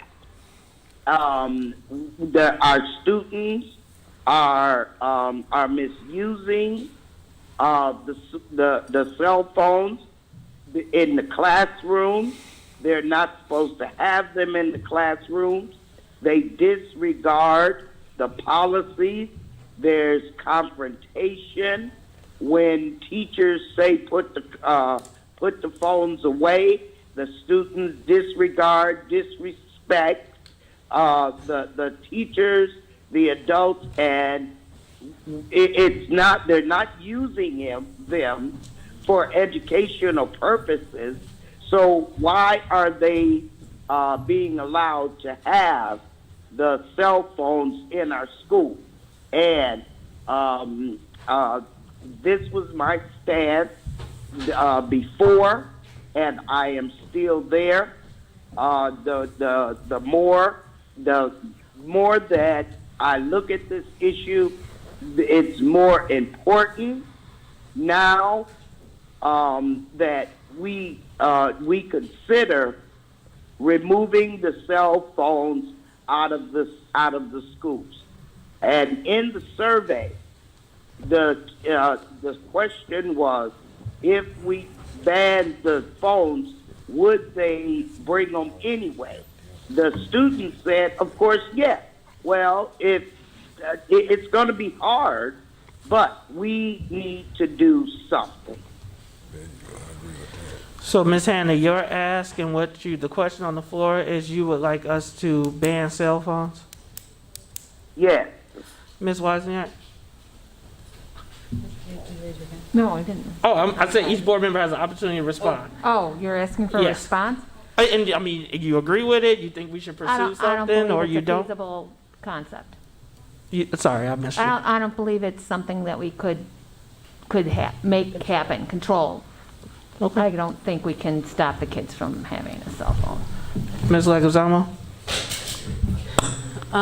So my stance on this one is that we should allow our cell phones in school buildings. However, I would like to see our cell phones incorporated more into our educational setting.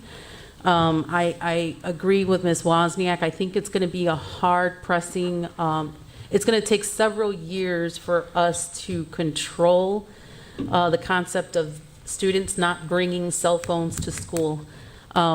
First and foremost, parents' perspective is that they need to get a hold of their students. Sometimes there are some emergency cases, and we have heard time and time, anytime they call the school building offices, no one is answering. So if we're going to be taking away the phones, then are we now going to provide additional supports at the office area so that our parents can get in contact with their students in a timely fashion? And I'm saying timely fashion, sometime within a 10-minute to 20-minute turnaround time. And that's a big ask. You think about it, when you see the students and they leave the schools at the end of the school day, most of them are on their phones, either calling somebody, saying I'm getting off, going on the bus, or what's going on, whatever, all of that, calling an Uber, whatever that may be, calling a taxi. And so by them not bringing a phone to school, I don't think that's going to be a feasible concept because of those types of pickup and drop off stuff. But, to my point, it was interesting to me because when I was looking at this 3 days ago, there was another post on Facebook, and it's principals and teachers across the nation, and there was maybe 3,000 comments in there, and I read every single one of them, and I'll tell you, there was a trending conversation in there that talked about teachers were more successful in their classroom if they were able to set the expectation around phone policy in the beginning of the classroom. So it just made me think about, okay, you set the expectation in the beginning, so what does that look like? Is there maybe potential ways that we can utilize our video service and have our instructional team create canned videos that can be pushed out to our students about what's the phone expectation in a classroom? Or the teachers can create their own customized videos to set that expectation. And also putting that as a line item in their grade book, that the students are required to listen to those videos and understand, and they acknowledge that they have received that type of training about that. So it's about really setting the expectations in the classroom and then just reiterating it throughout the classroom time. Some teachers have talked about that they have sleeves or charging stations that they ask the students to say, now it's instructional time. I need for you guys to put your phones in this location. And they had said that there was a lot of success with that in their classrooms. But if we're going to go in that route, I think that we as a board also need to make sure that we are helping with those types of materials. We just had a parent here earlier talk about if the teachers are requiring type of materials, we should be buying it for them, right? So if our teachers need, charging stations to mitigate these cell phone issues during instructional time, I think we need to put in some of the resources into that. So I have a lot more to say, but you know my perspective. I have a lot of ideas of how we can hopefully help mitigate this. But the thing is that phones are not going to go away. Phones is technology of now and into the future. And we really need to teach our children how to be active members of the community with cell phones in their hand, and how to and when to use it appropriately. Thank you, Board President. Thank you, Ms. Well, I guess very clearly, what are you, so are you still undecided on the topic, or? I'm okay with the current policy. There are a few things I would like to, add on to it. If we do that, my thing would be about adding in student training on there as a policy, so that there's a yearly student training, and that would force those videos to go out about what that looks like. Even though the survey does say the students know what the policy is, I think a quick video, 1-minute video, is something that's going to get it quick to them, and they'll understand that better. The other thing is I'd like to see it more implemented into an educational setting. From our survey of the teachers, only about 30% of them incorporated in an educational setting. Cell phones can be utilized as a tool or as an incentive in a classroom. So I just think we need to think about that a little bit more. And I think it looks different for high school students versus middle school students versus the 5th graders, and 6th graders, Right. 4th graders. No, I think that's a good point. Mr. McBride. Lucy, you're all right with me. I like your therapeutical approach. And I'm going to say what you just reiterated to us was, if I drive my car down the street and I look up at a billboard sign and I see this young lady smoking Virginia Slims, that's telling me to buy. And so visual information is real good. Not only do we need it for the cell phones, I think I've been talking about this for a while. And we have a young lady that's back there that runs our video system. That information that you're talking about can be done through her. Very easy. Not only just with the cell phones, behavior issues and stuff too that we deal with, from the vaping, from the disrespect, the cussing the teachers out, from the fighting. All that information could be put in a video perspective where the kids can see what they're doing, and maybe sometime if you see what's going on, it gives you a suggestion to say, maybe this is what I'm doing, I shouldn't be doing that. So that was perfect. I really enjoyed what you said now, and I think that would be the route to go.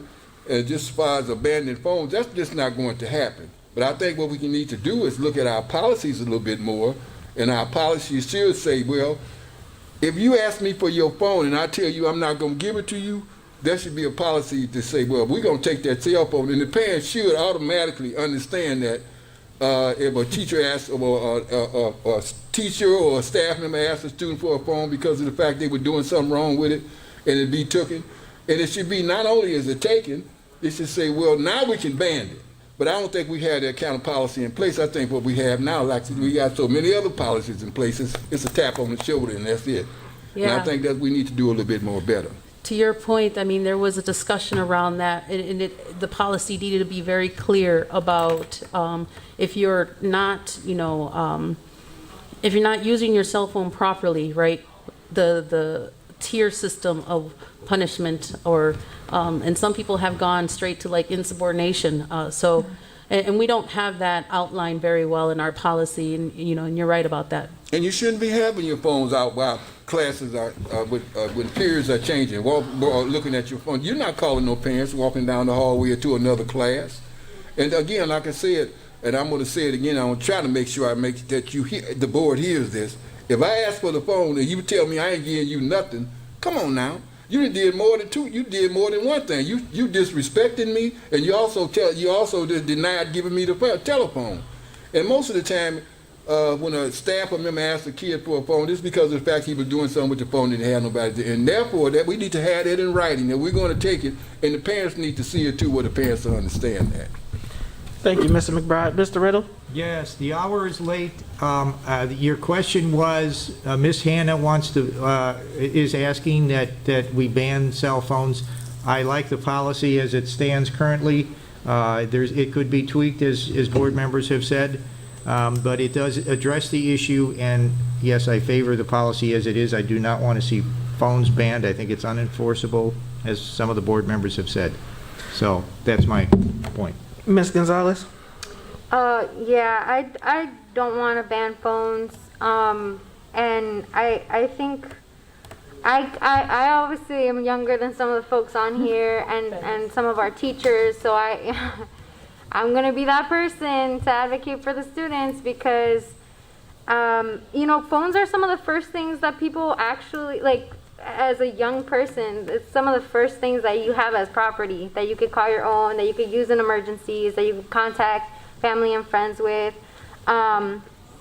Emergencies happen, and I feel like it's up to the discretion of the teachers how they want to set up that policy on a day-to-day basis in their classrooms. I think that building trust with students at the beginning of the year, like Lucy had mentioned, really starts to create that relationship process, like that relationship building with the students, and taking that opportunity away from teachers and students to sort of talk about that and flesh that out for themselves. I think we take away from that kind of that environment building in the classroom. I also think that just like reflecting on my own experience. And some of the students who I know are probably the kinds of students that annoy some of the teachers with these things. People learn in different ways, so I'm a strong advocate of like individualized learning. If during instruction time, you pay attention to the teacher, and then after instruction time, if it helps you and motivates you to get through work to listen to music, you should be able to do that. Because we're preparing students for college and the real world, and I can send an email and be on Instagram. I can I can set a schedule appointment and set a meeting time, and then contact somebody who's been trying to get me to answer a question. Like we should not see those as deficiencies in our students. We should be looking at that as like a positive multitasking thing that they're able to do because they are now in the age of information and technology. So yeah, I know that's not how everyone thinks, but I really feel like if we change our perspective on that and figure out a way to set boundaries without being like totally against why they are in or available anyway, I feel like that conversation could be better had.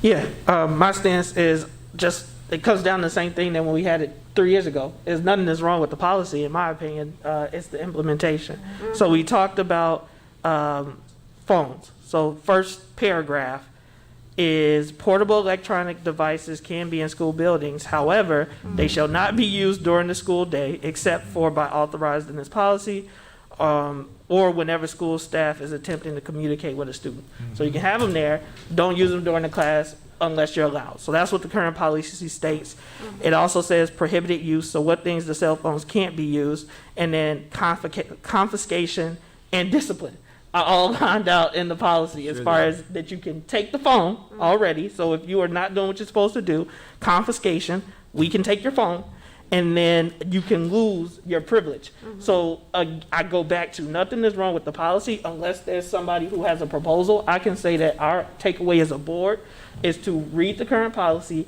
and if there are suggestions, I would ask that you email Kathy and myself, and then we can see if we want to incorporate those into a policy overhaul, because that is the work of the board.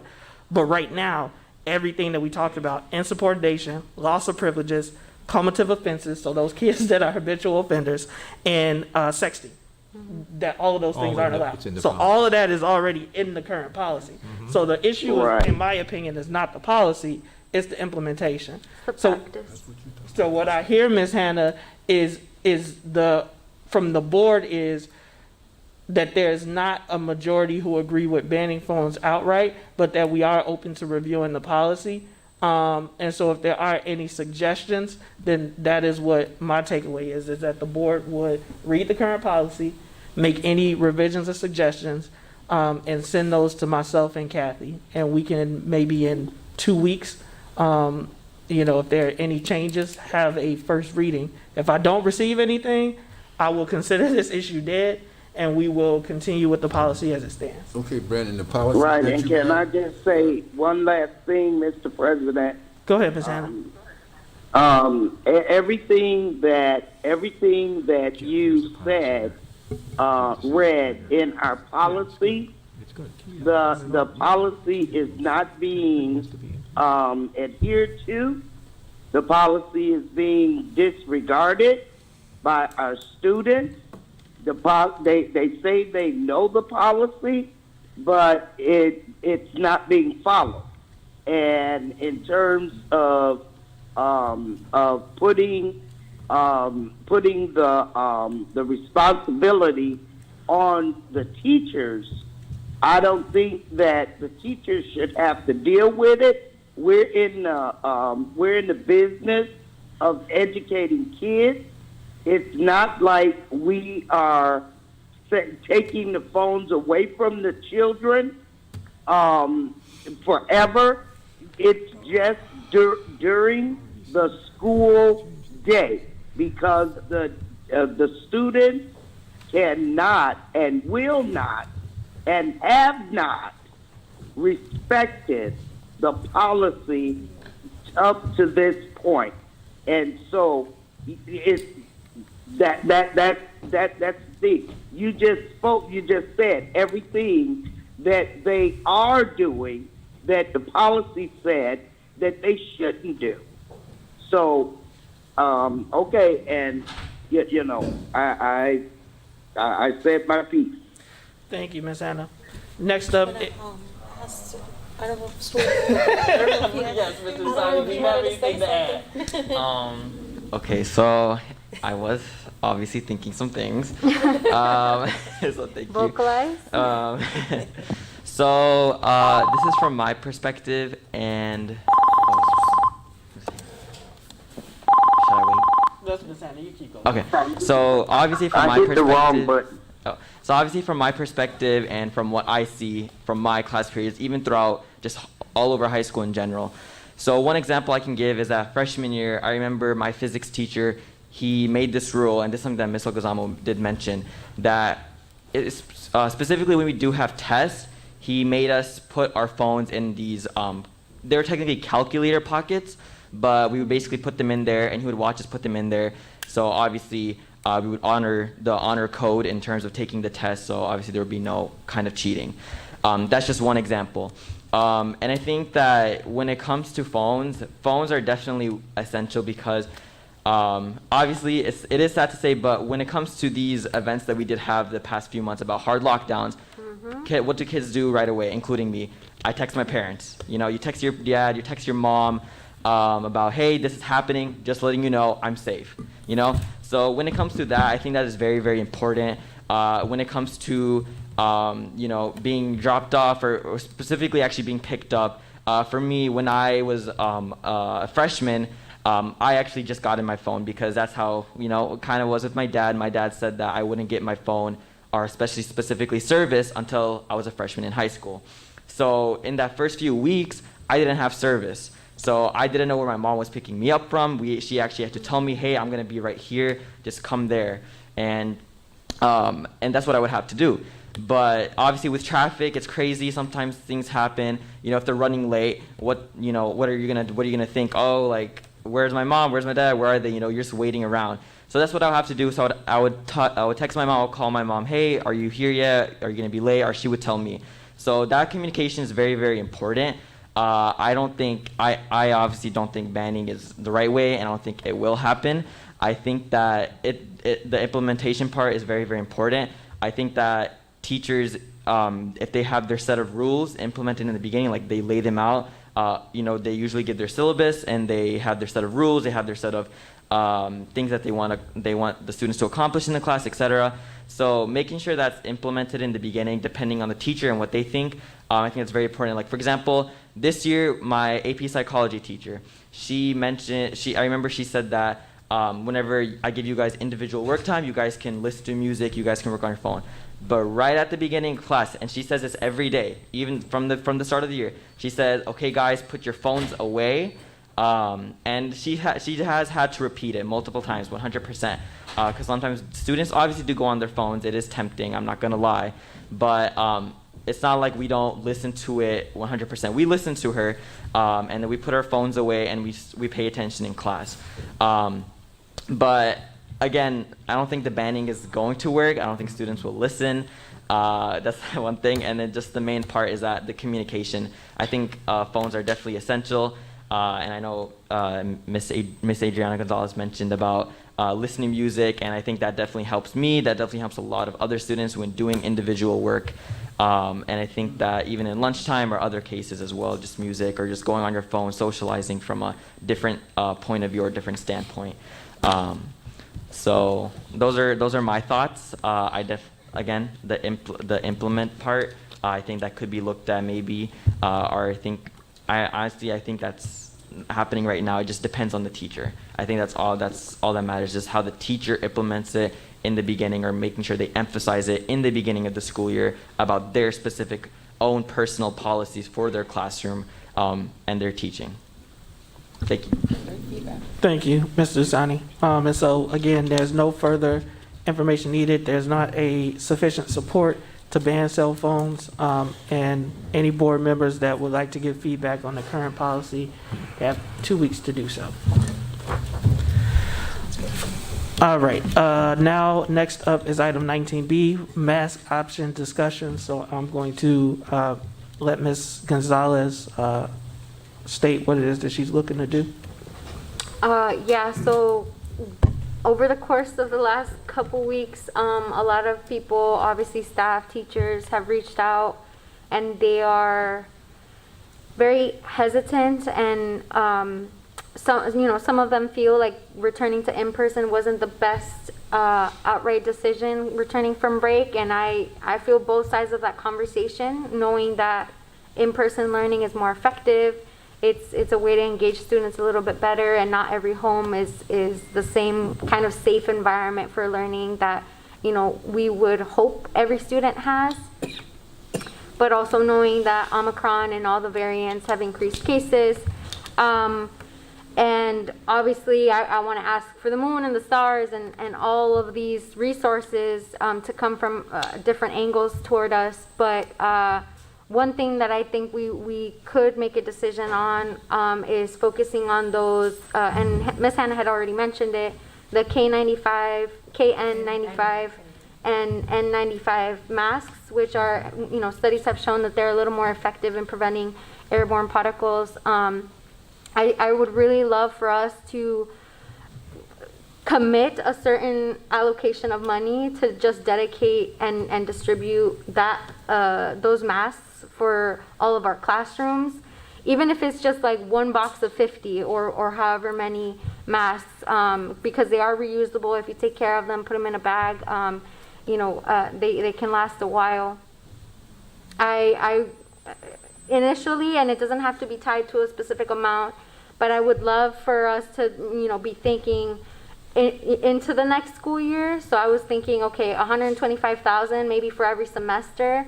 It would probably be less than that, given that enrollment in the summer period is a lot less than what we would expect during a regular semester of school. But some commitment to focus on purchasing those masks and just making sure that there's at least one box for every staff member, every teacher, every student who may need a mask that day, and to have that be routine. Because I understand that we're giving supplies out, I understand that we're giving masks out, But even in the, I went to the vaccine event and I saw what they were putting in the boxes, and I was like, I love that we have hand sanitizers. I love that we're passing out soap, but we also need to sort of help cover people's faces, and sometimes the masks can be expensive. So I wanted to introduce that because I know it would give some of our teachers peace of mind going into the next couple months, and it would be a way for us to for sure know that they're somewhat protective being in person teaching the students.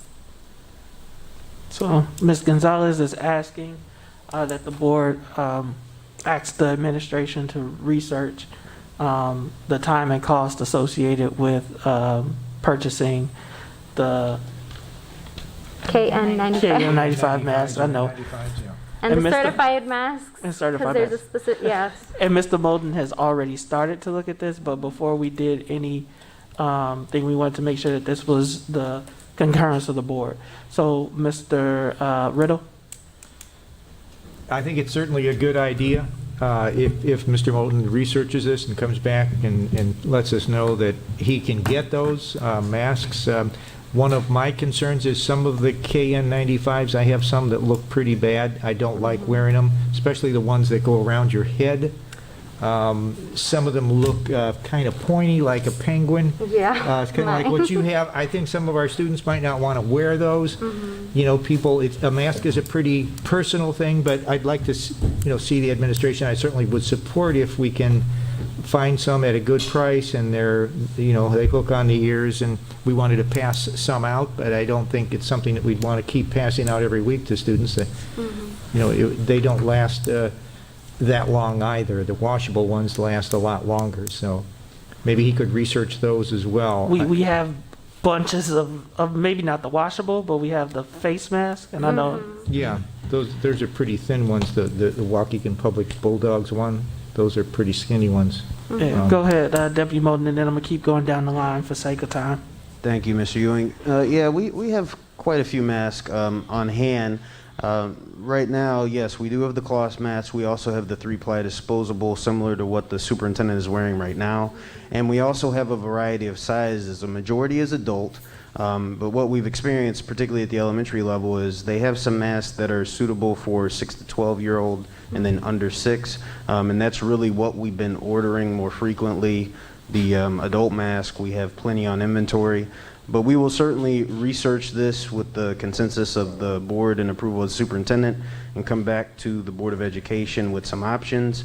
FDA approved KN95 masks, because we have seen some are not, legitimate, I'll say. And then also kind of look at the frequency of how often we're replacing these, sending them out to schools, proper care instructions so somebody's not wearing the same mask, for 3 weeks in a row without replacing it, because they're not washable, but they can be reused, and we want to make sure they're taking the proper care when they're wearing them to school. Thank you for that, Deputy Moulton. Mr. McBride? Well, my comments is do whatever you got to do that's going to cause some intervention and keep our kids safe. Thank you. Ms. Hannah? Of course, yeah. As I was saying earlier, there was a report regarding the N95 mask, and they are better at lessening the transmission of the virus. It takes like an hour or more when you're in contact with someone that is positive, COVID positive. So yes, I am in favor of that. Thank you, Ms. Hannah. Ms. Leguizamo? Thank you, Board President. In my personal opinion, I do believe that the first line of defense for vaccinated and unvaccinated people is the type of mask that you wear. So I definitely support us taking the initiative at looking at the cost of transitioning our masks to KN95 masks, especially for our staff, and then filtering down to our students. I'd like to see that more in our school setting versus us giving them away at the community events that we have. Because I'd like to make sure that our school setting is set up in that more first barrier, right? That first line of defense. I feel that that's, the mask is better than the dividers, right? You guys know my opinion on dividers, but I just want to say I support this, so thank you. Thank you, Ms. Leguizamo. Ms. Wozniak. As you know, I always like to look at numbers, so I'm interested in seeing how much it would cost us. I also am double masking tonight myself because we have had COVID cases within our community at work, and we're only 8 people to begin with. So it's one of those things. You have to be prepared and practice safe protocols. So me, I 100% support this. Would like to see the numbers, but again, we have to. We've been given a tremendous amount of money, and I know this is an unbudgeted item. And some of his folk doesn't love our unbudgeted items, but I do think that it's important. And again, as she said, that's what the budget is for. So if the board says it, so it will be. And just know that there may be some other things that we need to shift around. But I do believe that this is a commitment that we need to make. The supplies that we have, get them into the classrooms, and then let's look at what it would take to get better equipment and types of masks. As like I said, I have my cloth mask on, but that's because I'm waiting for mine to come in. With that, so there is sufficient support. So we have more than 4 that are saying it's actually unanimous that they would like to see quotes on the more secure mask. So we will have administration research that, and if possible, I don't want to put on the timeline, but if possible, operations. If not student operations, then the next board meeting.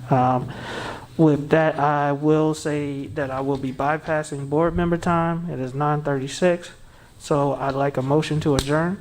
I motion. Motion by Ms. Gonzalez, second by Mr. McBride. All in favor signify with aye. Aye. Any opposed, nay? Aye. Meeting is now adjourned. Thank you all so much. And if anybody gets a chance, stop by Greenwood School. The windows look wonderful. Yeah. The windows look wonderful. They make the